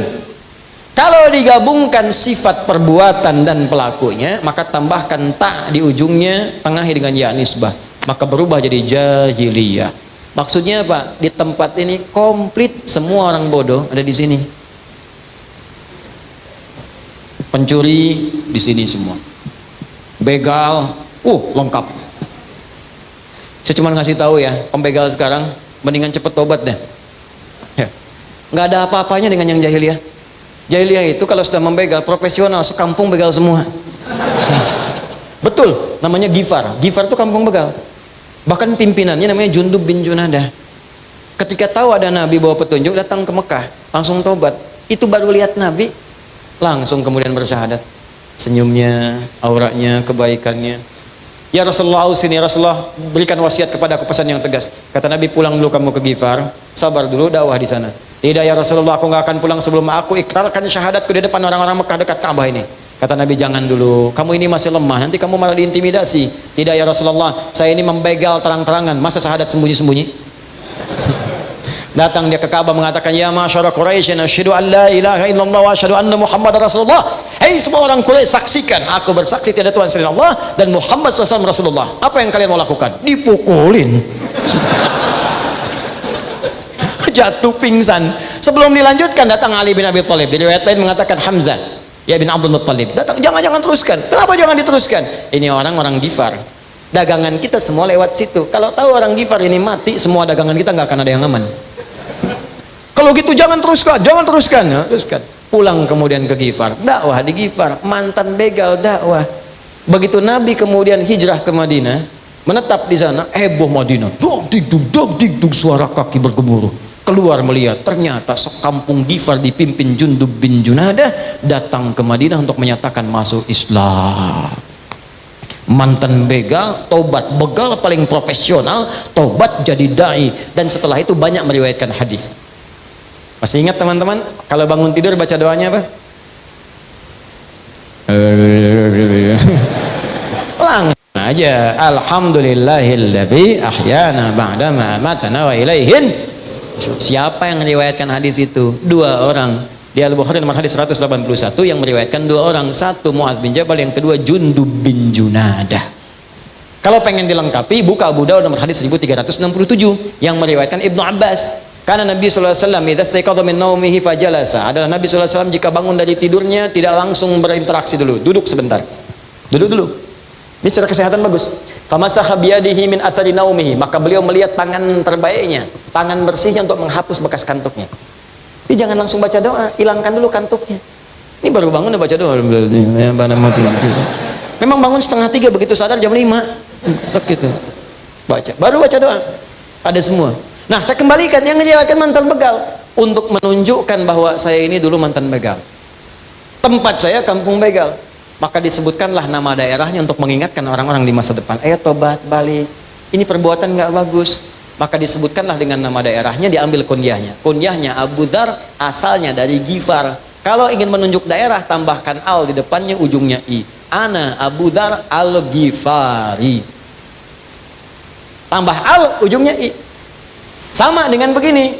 Maaf, Syekh Nawawi al-Bantani, Syekh Yasin al-Padangi, Imam Al-Bukhari, namanya bukan Al-Bukhari, namanya Muhammad, punya bapak Ismail, punya kakek Ibrahim, kakek buyut Al-Mughirah, yang buyut Al-Bardizbah, tinggal di kecamatan Ju'fah, Kabupaten Bukhara, Provinsi Khurasan, negaranya sekarang Uzbekistan. Karena dari Bukhara maka menyebut Al-Bukhari. Anda siapa misalnya? Anda Yono dari Darsan, Jogja, kembali ke Mekah, kenalkan, ana Yono Al-Darsani Al-Jogjai. Al-Imperiumi Al-Qadimi misalnya. Nah, itu ini tobat semua. Jadi pezina lengkap. Kalau bosan dengan istri bosan dengan suami, tukeran dengan tetangganya besok. Ini jahiliyah. Pemabuk jangan tanya, maaf ya, pemabuk paling pemula sehari 5 kali. Yang sekarang nggak ada apa-apanya lah gitu ya. Ini pemabuk paling pemula. Penipu, ulung, riba, komplit, ada semua. Makanya disebut jahiliyah. Nih, perhatikan apa yang ingin saya sampaikan. Indahnya Allah memberikan pelajaran pada kita. Al-Quran tidak diturunkan di Romawi. Supaya orang tidak berkata, pantas umatnya maju, ya Romawinya sudah maju. Al-Quran tidak diturunkan di Persia supaya orang tidak ngeles mengatakan, pantas hebat Al-Quran yang turun di Persia. Tapi Allah turunkan di sini. Dengan semua sifat keburukannya. Cuman dalam masa yang singkat, kurang dari 23 tahun, selesai semua. Bahkan sudah sampai ke seantara bumi disampaikan pesan-pesannya. Dari jahiliyah, tiba-tiba mereka berubah, bertransformasi menjadi khairu ummah. Jadi kalau Anda ingin cari orang jujur, maka yang paling jujur cuman ada di masyarakat ini. Kalau Anda ingin orang cari penyabar, yang paling sabar ada di sini. Kalau Anda cari orang tawadhu, yang paling rendah hati ada di sini. Kalau Anda cari orang dermawan, yang paling dermawan ada di sini. Abdurrahman bin Auf, orang paling kaya. Modalnya pakaian. Jadi orang paling kaya, dibimbing oleh Quran. Setelah kaya, kapak terbuat dari emas. Kapaknya aja emas. Bayangkan. Kapaknya emas. Pekerjaannya apa? Sepertiga penduduk Madinah dibebaskan utangnya oleh beliau. Sepertiga lagi diutangi, dimodali.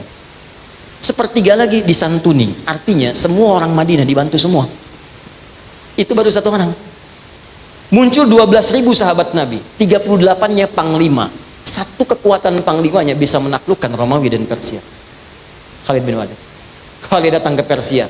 Udah takluk, kata Persianya pegang botol racun. Kata Khalid, sudah, apa itu?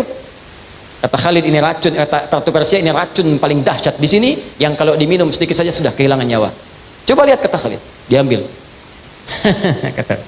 Ketawa Khalidnya. Tabassama dhahika. Bismillahi la yadurru bismi syai'a, dengan nama Allah tidak akan ada yang memberikan madarat kecuali dengan izinnya. Diminum sampai habis. Begitu diminum dibuang botolnya. Nggak ada apa-apanya. Apa komentar Ratu Persia pada saat ini? Riwayat benar, baca sejarah. Kata Ratu Persia, kalau ada jenderal seperti ini sudah nggak akan bisa ditaklukkan dimanapun. Satu kekuatannya. Pelajar, oh udah jangan dilihat. Anda melihatnya Ali bin Abi Thalib sahabat Nabi, gali lagi, coba telusuri sejarahnya. Bagaimana pengetahuan beliau? Bukan cuma Quran hafal, ahli balaghah, ternyata pakar matematika juga. Buka tafsir Al-Jawahir karena Syekh Tantawi Jawahari. Lihat jilid terakhirnya. Di situ ada matematika Quran. Bagaimana sahabat Ali bin Abi Thalib menyelesaikan persoalan matematika dengan ayat Quran? Ada. Itu diikuti kemudian oleh orang-orang setelahnya. Al-Ghazali, Al-Kindi, Al-Farabi, ya, Al-Khawarizmi, Ibnu Sina dan seterusnya, itu bikin mereka sehingga banyak penemuan itu terinspirasi dari Al-Quran. Contoh, siapa penemu atom? Mana anak UGM? Mana UI? Mana anak kampus? Siapa yang ikut kimia di sini? Saya belajar dulu kimia, ya baca, dan saya senang kalau libur saya pergi ke toko buku, saya beli tuh buku-bukunya. Kalau saya ketemu anak kampus, saya tanya, Anda belajar apa? Saya jurusan ini Ustadz, ajarkan saya pelajaran Anda, saya ajarkan Anda apa yang Anda inginkan. Siapa penemu atom? Bukan John Dalton, Anda salah baca. Penemu atom pada mulanya bukan John Dalton, penemu atom Jabir bin Hayyan.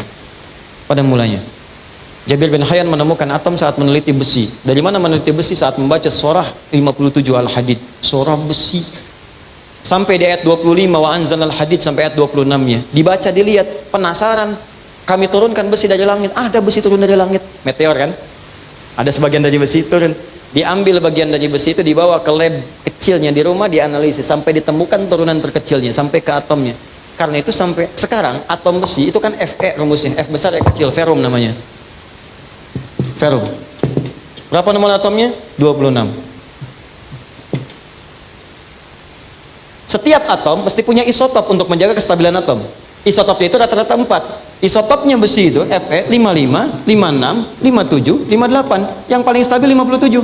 Surah 57 ayat 25 sampai 26. Surah besi Fe Al-Hadid. Asalnya di situ. Sampai yang menemukan rumusan asal pesawat terbang Ibnu Firnas, ada semua. Sampai yang mengkonfirmasi dari mulai notasi syair jahiliyah. Itu punya notasi dulunya. Makanya orang belajar adab itu menemukan arud, di arud ada notasi.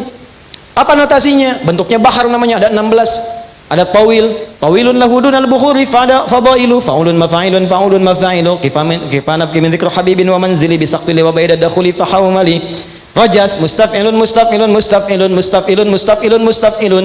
Sauti sofi lilbulbuli, hayyaja qalbi thamili, al-ma'u wa zahru ma'a ma zahri lahzul muqali. Fa anta ya sayyidari wa sayyidi wa maulali, fakam tayammuni ghuzailun uqayqali. Qataftuhu madwatin fi hadhar rajuli, faqala la la la la faqad ghada muharwili. Wal walad wali waliya wa iladi, faqultu la tuwalwili, fabayinu lu'lu ali qala tawhina kadha wa dhul muqali. Kahatan kakailali tabtabuli. Tuh.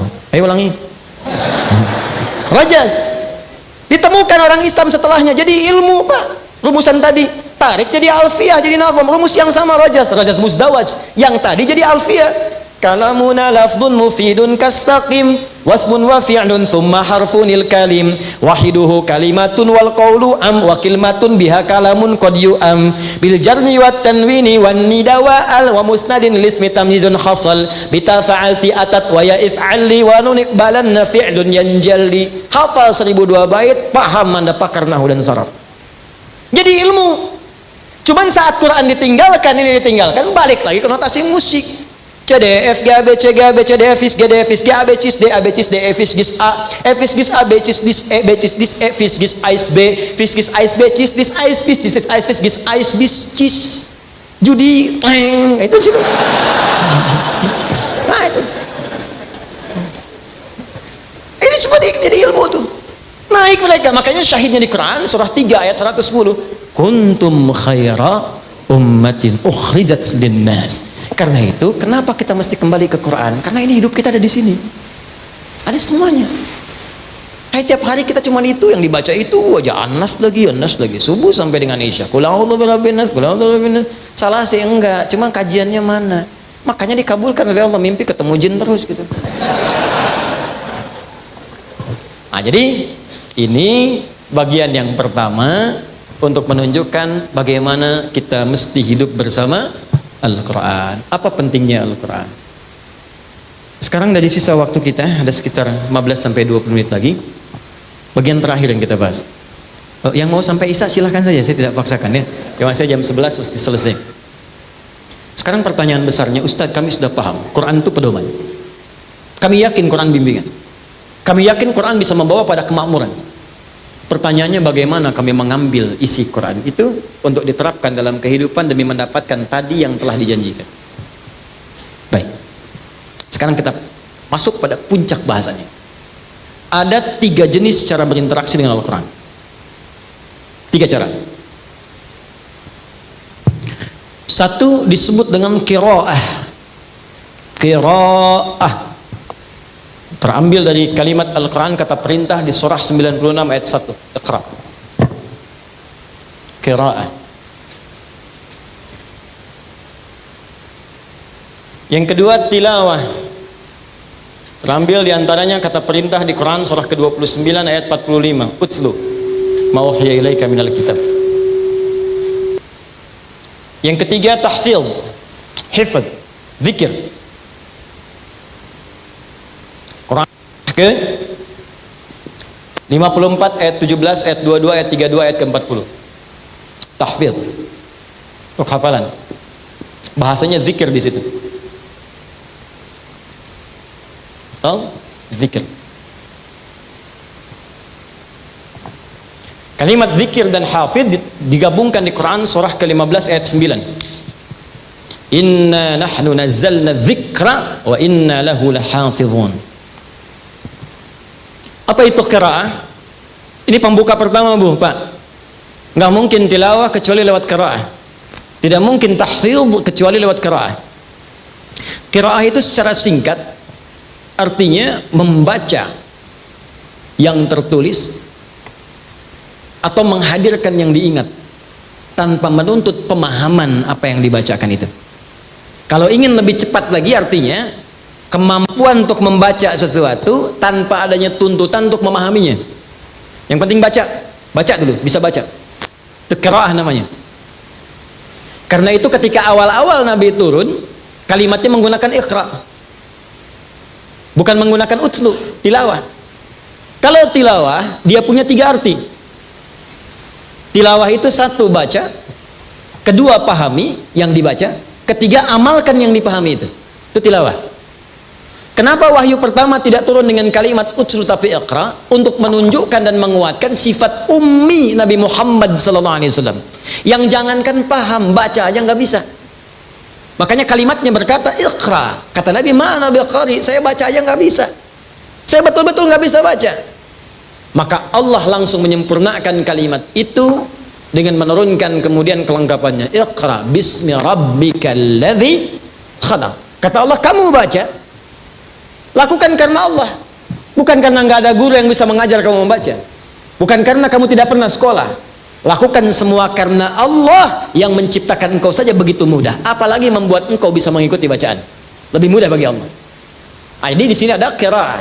Dari sini diturunkan kemudian akar katanya sampai ketemu kalimat Quran. Quran itu dari qiraah juga. Asal kata qiraah sebetulnya akar katanya qur'u. Al-qur'u, qur'un, qaf, ra, hamzah begini. Qur'un. Bunyi yang terdengar. Makanya kalau kita baca umumnya diperdengarkan bunyinya. Nih lihat sini.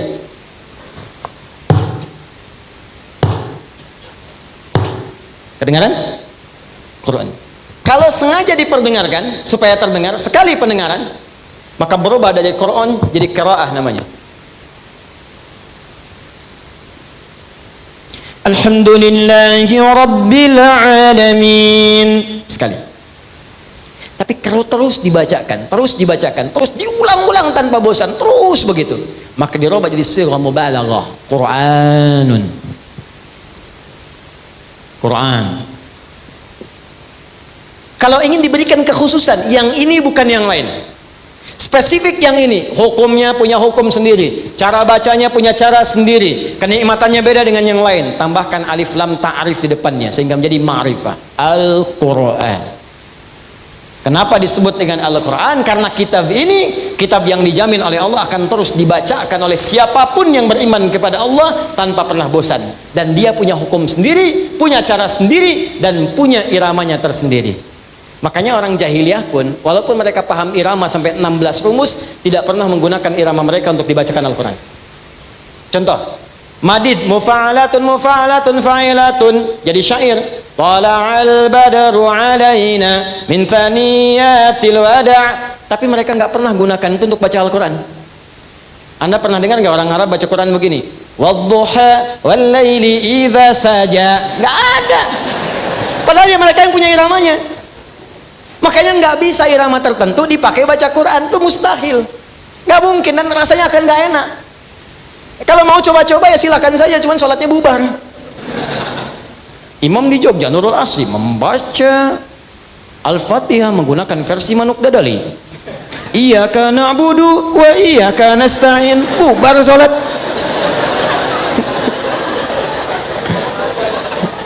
Makanya ngaji itu penting. Kalau orang ngaji nanti muncul langgam ini karena nggak belajar.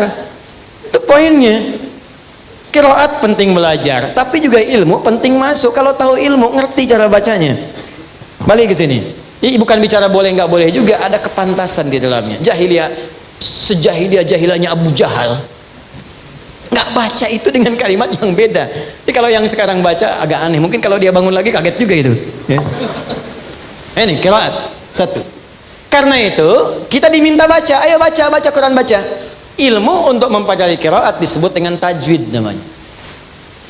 At-tajwidu lughatan al-ityanu bil jayyidi wa istilahan ilmun yurafu bi aqwa mustaqim min sifati wal mududi wa ghairi dhalika katarqiqi wa tafhim wa nahwihima ma ghayatu ilmi at-tajwid ghayatu bulughun nihayati fi itqani lafdhil qur'ani alamatul qiyam min al-hadrati nabawiyyati as-sahiyyati wa qila ghayatuhu sawnul lisani al-khata'i fi kitabillahi ta'ala. Paham? Tidak. Tajwid itu secara singkat membaca dengan baik dan benar. Panjang-panjang itu aja mananya. Supaya bagus bacaan, benar bacaan, tajwid. Makanya orang dulu belajar tajwid itu bagus benar, tidak muncul tahsin. Kenapa ada tahsin sekarang? Karena cara bacanya tidak baik dan benar. Saya mau kasih rahasia sebentar ya, untuk berbagi saja. Ini diantara kita saja. Jadi kalau kita baca Quran benar, belakang kedengeran nggak? Baik. Jadi kalau kita baca Quran betul 20 ayat saja, kesananya mudah, tinggal gharib muskilah saja. Jadi kalau kita benar bacanya, belajar dengan tajwid, sabar 20 ayat saja. Itu kesananya itu akan mudah. Karena Quran itu unik. Allah itu subhanallah, Allahu Akbar, maha sayang sama kita. Jadi makharijul huruf, ada huruf 29 itu. Kalau keluar itu dibagi 3. Ada yang paling ringan, disebut harful hawa. Itu ada 2, ada yang menyebut 3. Alif, hamzah, ha. Dia nggak ada sekat.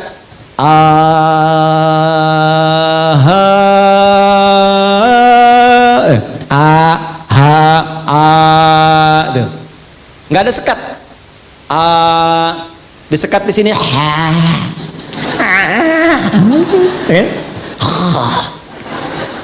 Jelas. Yang kedua itu nanti keluar yang agak sulit. Bok. Wala bo. Tengah-tengah.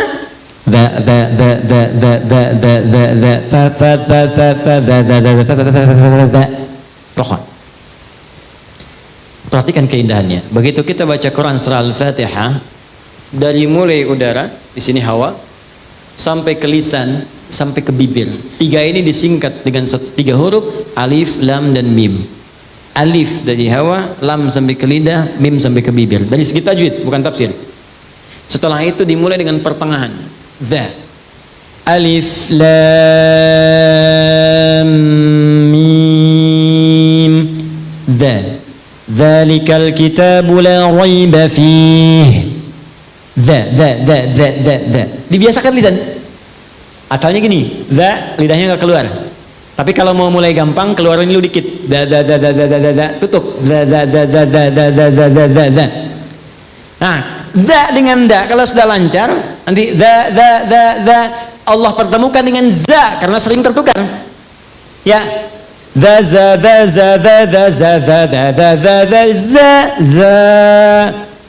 Karena kalau nanti nggak lancar, baca idza aja ketukar-tukar. Azalzala. Idza zulzilatil ardu zilzalaha. Apalagi ada yang ijajul jilatil ardu jilat tuh.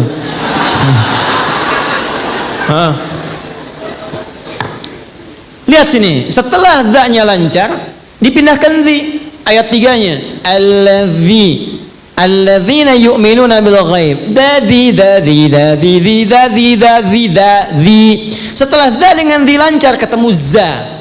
Alladzina yu'minuna bil ghaibi wa yuqimuna as-salata wa mimma razza. Dadi za. Setelah lancar za, zi dipertemukan dengan zi. Ayat 4. Walladzina yu'minuna bima unzila ilaik.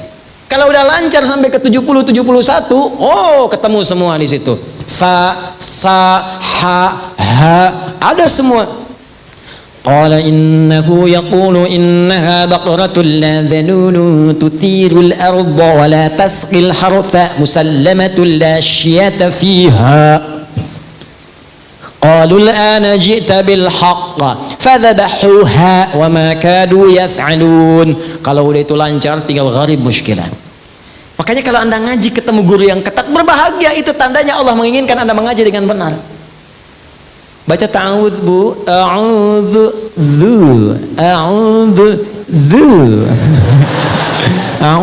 billah, la bukan la.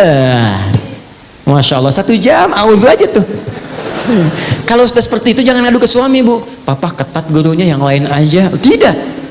Anda masih mending. Dulu saya ngaji pertama kali talaqi, mau ngambil qiraat, datang ke salah satu syekh. Masih untung saya sampai ke Al-Baqarah. Ada teman baru Al-Fatihah. Bismillahirrahmanirrahim. Hasbuk ya bunai. Cukup, pulang dulu ya, nanti kesini lagi. Anda jauh-jauh dari Bekasi ke Jogja, baca bismillah, suruh balik, besok kesini lagi. Datang lagi nggak? Ternyata guru itu hanya melihat di mana kekurangan lisannya. Seperti Anda belajar TOEFL, dilihat di mana kekurangannya. Besok sudah diperbaiki.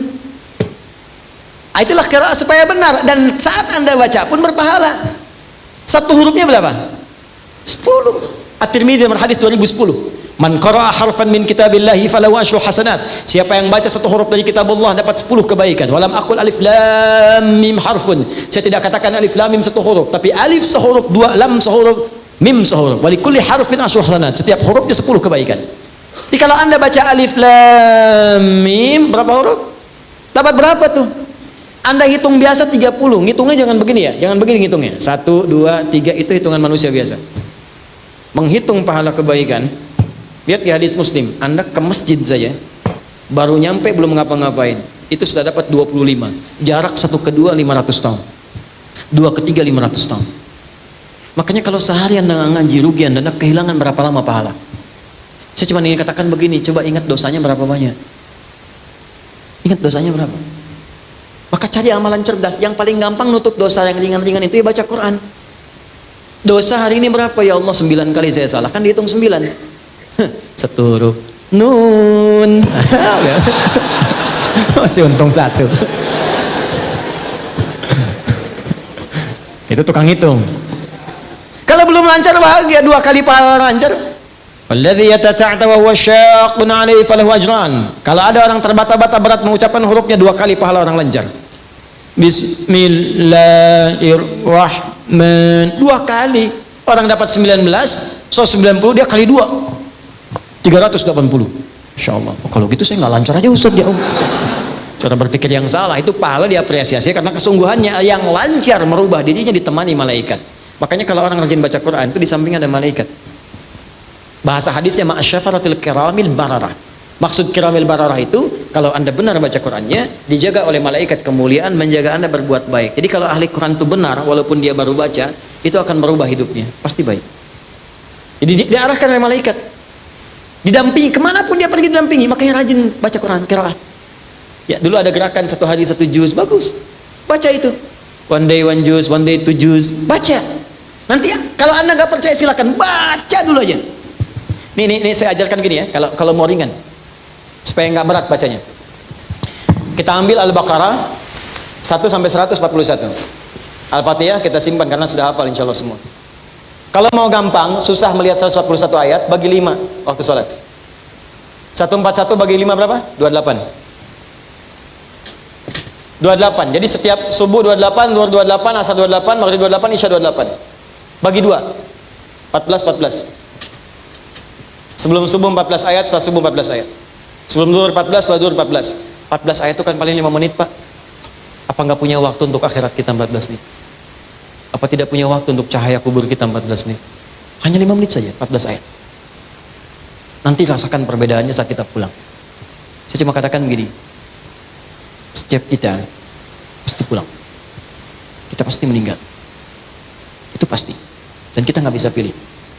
Mungkin hari ini, mungkin sore ini, mungkin malam ini. Dan kita yakin kita pulang. Saya tadi katakan, Anda ke Jogja saja, ke sini aja butuh bekal. Itu baru antar dunia, di inter dunia di situ. Sekarang kita mau meninggalkan dunia dan bekal apa yang kita bawa? Minimal perbanyak ini. Sekarang anak-anak kecil sudah pada hafal malah Pak. Anak kecil 4 tahun, 5 tahun hafal Quran 30 juz. Ya, saya mengajar di Bekasi itu ada anak-anak bimbingan. Ada yang belum TK bahkan. Maghrib sekarang hampir setengah 7 di Bekasi. Mereka jam setengah 6, jam 6 sudah datang ke masjid. Berjamaah di masjid, menghafal Quran. Ada yang sekian juz, ada yang khatam dan seterusnya. Ada yang ba'da isya baru pulang, ba'da isya kerjain PR di masjid. Anda bayangkan anak 3, 4 tahun, 5 tahun sampai menghafal Quran khatam 30 juz. Untuk persiapan dia pulang, padahal dia belum balik. Anda diberikan 30 tahun, 40 tahun, 50 tahun. Apa yang Anda kerjakan kalau sampai hari ini aja baca belum punya waktu? Apa yang Anda lakukan? Berusaha dengan benar. Saya sering sampaikan sebuah kisah yang anak dari Mesir itu Mu'ab. Sampai dihafal Quran padahal buta matanya, menempuh jarak 20 km, pakai motornya jadul. Di tengah jalan dia mengulang-ulang kembali, diantar bapaknya. Bapaknya kemudian tak hafal, anaknya hafal. Padahal bapaknya melihat. Satu kali datang reporter tuh, mengecek, kenapa Anda mau menghafal Quran begini? Apa jawabannya? Demi Allah katanya. Ini sebagai persiapan saya pulang menghadap Allah. Saat saya berjumpa sendirian dengan Allah. Ayah tak menemani lagi, ibu nggak ada lagi. Saya akan berkata kepada Allah pada hari itu, ya Allah, saya sudah berusaha menghafal Quran dalam keadaan mata saya buta. Kalau bekal ini belum cukup mendapatkan ridhamu untuk ke surga, mohon kurangi hukuman saya di neraka dengan Quran yang telah saya hafalkan ini. Seorang anak buta menghafal Quran untuk membawa persiapan bertemu dengan Allah. Lantas apa persiapan kita untuk kembali? Makanya mulai dari sekarang, pasti akan ada perubahan termasuk pada hidup kita di dunia. Saya berani mengatakan ini karena saya telah memulainya untuk diri saya pribadi. Setidaknya semua yang dijanjikan 100% tidak ada yang luput sampai hari ini. Maka saya yakin kita semua bisa. Syarat membaca Quran bukan jadi ustaz. Cukup kita beriman pada Allah, maka orang beriman pasti akan bersentuhan dengan Al-Quran. Walladzina yu'minuna bima unzila ilaik. Apa yang diturunkan kepada Nabi Muhammad? Al-Quran. Bikin waktu dari sekarang, bikin kurikulum. Kalau sudah lancar, naikkan pada yang kedua. Apa yang kedua? Tilawah. Ini. Mulai pahami isinya. Sampai kapan baca Quran gak ngerti isinya? Bahkan ada sindiran halus tapi tajam. Buka Quran surah 29 ayat 45. Allah menyindir lewat sholat, pakai utslu dari tilawah. Tilawah itu kan baca, pahami, amalkan. Kata Allah, utslu ma uhiya ilaika minal kitab wa aqimis sholat. Sebelum engkau sholat, baca dulu, pahami dulu bacaan-bacaan sholat, bacaan-bacaan Quran, yang kau akan bawa dalam sholatmu. Setelah paham, baru sholat. Belajarnya begitu. Bukan berarti Anda sholat gak paham gak boleh, tidak. Maksudnya kalau ingin berkualitas, pahami sampai paham, baca. Sekarang saya tanya, berapa persen bacaan sholat pahami? Ruku ngerti nggak yang dibaca? Sujud paham nggak? Ya bagaimana Anda bisa khusyuk kalau nggak ngerti yang dibacakan? Bagaimana bisa nikmat kalau nggak paham? Makanya pikirannya liar. Di dalam hadis Abu Daud, kata Nabi, setan itu kalau kita sudah takbir, datang setan menggoda. Ada setan penggoda orang sholat namanya khinzib. Bahkan dari sejak wudhu namanya walhan. Itu setan yang menggoda Anda, apakah saya batal nggak? Udah batal nggak, itu walhan namanya. Saat sholat Anda sudah begini komat, itu masih bisa fokus, nggak ingat apa-apa. Tapi kalau Anda takbir, kata Nabi, kalau Anda sudah bertakbir, fayaqulu syaitanu udhkur kada, maka setan mulai menunaikan tugasnya di situ. Mulai bermain dia. Ingat ini ya, ingat itu ya. Makanya jangan kaget ketika Anda mulai takbir, semua diingat. Allahu Akbar, status belum diupdate, media sosial belum dijawab, macam-macam muncul semua. Bahkan ceramah saya pun ini nanti muncul di zuhur nih kalau nggak percaya. Allahu Akbar, ingat ya, kata Ustadz Adi, begitu kamu takbir, setan akan menggoda. Itu setan tuh. Setan itu. Ada. Nah, caranya bagaimana memahami? Jadi begitu lisan mengucapkan Allahu Akbar, pikiran menerjemahkan Allah Maha Besar, hati meresapi. Aku mengatakan Allah Engkau Maha Besar, tapi aku sering merasa besar dalam kehidupan. Sombong pada orang, merasa diri yang paling hebat. Itu akan hadir kehusyuan dalam jiwa kita. Itulah tilawah. Makanya orang tua kita dulu sampai kekinian, bahkan kalau ada kegiatan formal itu selalu kalau ada yang baca Quran qiraah namanya qari, di sampingnya pasti ada yang menerjemahkan. Umumnya begitu. Untuk menyampaikan makna umumnya. Kalau yang baca qari, yang menerjemahkan siapa namanya? Tuh, sari tilawah. Ya di bahasa Arab sebutnya tilawah saja. Cuman masuk ke Indonesia mungkin yang pertama kali tilawah namanya busari. Makanya disebut sari tilawah. Kalau Dodi mungkin Dodi tilawah. Nah ini tilawah. Nah sekarang bagaimana praktek tilawah yang diajarkan, ditunjukkan oleh Nabi? Gini caranya. Tidak harus memaksa diri kita dari awal sampai akhir. Tidak. Yang kita butuhkan aja apa? Al-Fatihah jelas butuh. Jelas karena dipakai tiap hari dalam sholat. Maka sekarang coba tilawah Al-Fatihah, tilawah, baca tafsirnya, amalkan isinya. Setelah itu coba cek pekerjaan kita, tuntutan aktivitas keseharian, apa yang kita kerjakan, passionnya apa? Anda pengajar, kenapa Anda tidak mengeluarkan ayat-ayat mengajar dalam Al-Quran, ayat-ayat ilmu? Teman-teman yang kampus, yang kuliah, kenapa nggak keluarkan ayat-ayat ilmu? Pelajari bagaimana cara belajar yang efektif, cara mengingat, cara menghafal. Bahkan kalau Anda benar, Anda akan masuk golongan kelima. Manusia sekarang cuma 4. Cepat ingat, lambat lupa. 1. Agak jarang juga sekarang. Cepat ingat, cepat lupa. Banyak. Cepat ingat, teman-teman sekalian, maaf. Lambat ingat, lambat lupa. Ini lebih banyak. Yang keempat makin banyak. Cepat ingat, cepat lupa. Maaf, lambat ingat, cepat lupa. Ingatnya lambat. Udah 2 jam saya ceramah, paham? Tidak. Terangkan lagi, paham, keluar masjid, lupa. Lambat ingat, cepat lupa. Tapi yang ini melahirkan manusia kelima. Cepat ingat, sulit lupa. Jadi bukan mau ingat, mau lupa susah. Dibacakan sekali hafal. Itu mau lupa susah. Biasanya kan yang begitu utang. Ini ilmu. Ada keluarkan. Coba ibu belakang, berapa lama ibu jadi ibu? Akhwat, kenapa nggak mengeluarkan ayat-ayat bimbingan jadi perempuan dalam Al-Quran? Apa tugas perempuan? Apa kewajibannya? Sehingga Anda mengerti kenapa saya mesti berhijab. Apa bedanya hijab dengan kerudung? Kenapa saya mengerjakan ini? Bagaimana kalau datang bulan tiba? Apa yang dikerjakan? Ada semuanya. Bagaimana mencari jodoh yang baik, laki-laki yang baik, suami yang baik? Apa ciri-cirinya? Ada semua. Termasuk antum, ikhwan, ada semuanya. Jadi suami yang baik, ayah yang baik, ada semua. Bekerja ada, seperti yang saya bacakan tadi. Kenapa kita tidak turunkan? Yang telah merumuskan itu, sampai didetilkan dengan keterangan nabinya, ini ayatnya, ini hadisnya, ini ayatnya, ini hadisnya, adalah Al-Imam Al-Bukhari. Dan menuliskan ini selama 16 tahun. Cuman kitab ini sekarang tidak diaktualisasikan dalam bentuk pelajaran-pelajaran detail tematik. Cuma jadi bacaan dan kajian saja. Nama kitabnya apa? Al-Jami As-Sahih Al-Musnad Al-Mukhtasar min umuri Rasulillahi sallallahu alaihi wasallam wa sunanihi wa ayyamihi. Itu nama kitabnya. Coba ulangi. Kepanjangan singkat Sahih Al-Bukhari. Itu kitab hadis Sahih Al-Bukhari.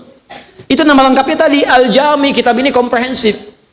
Komprehensivitas. As-Sahih semua isinya benar. Al-Musnad saya teliti tersambung ke Nabi. Di semua yang disampaikan Al-Bukhari bukan pendapat sendiri. Ini keterangan tentang Quran, ini hadisnya. Misal, nomor hadis 4017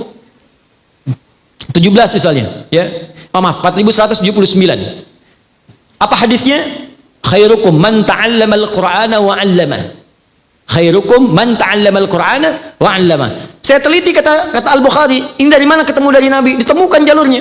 Saya menerima dari Hajjaj bin Minhal, Hajjaj bin Minhal menerima dari Syu'bah, Syu'bah menerima dari Alqamah bin Marthad, Alqamah bin Marthad menerima dari Sa'ad bin Ubaidah, Sa'ad bin Ubaidah menerima dari Uthman bin Affan dan Ali bin Abi Thalib dari Nabi sallallahu alaihi wasallam. Sampai diteliti ke situ. Saya pastikan semua dari Nabi. Min umuri Rasulillah sallallahu alaihi wasallam. Semua isi kitab saya ini, semua kegiatan Nabi SAW yang saya bisa rangkumkan. Wa sunanihi, dan sunnah-sunnah yang bisa kita ikuti, wa ayyami, dan keseharian selama 24 jam. Disusun menjadi 97 pembahasan, 97 kitab.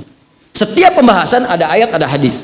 Anda pelajar, buka kitab yang ketiga, Kitabul Ilmi. Di situ ada tuntunan cara belajar efektif seperti Nabi menunjukkan. Hasilnya Ali bin Abi Thalib, Abu Hurairah, dan ulama-ulama besar.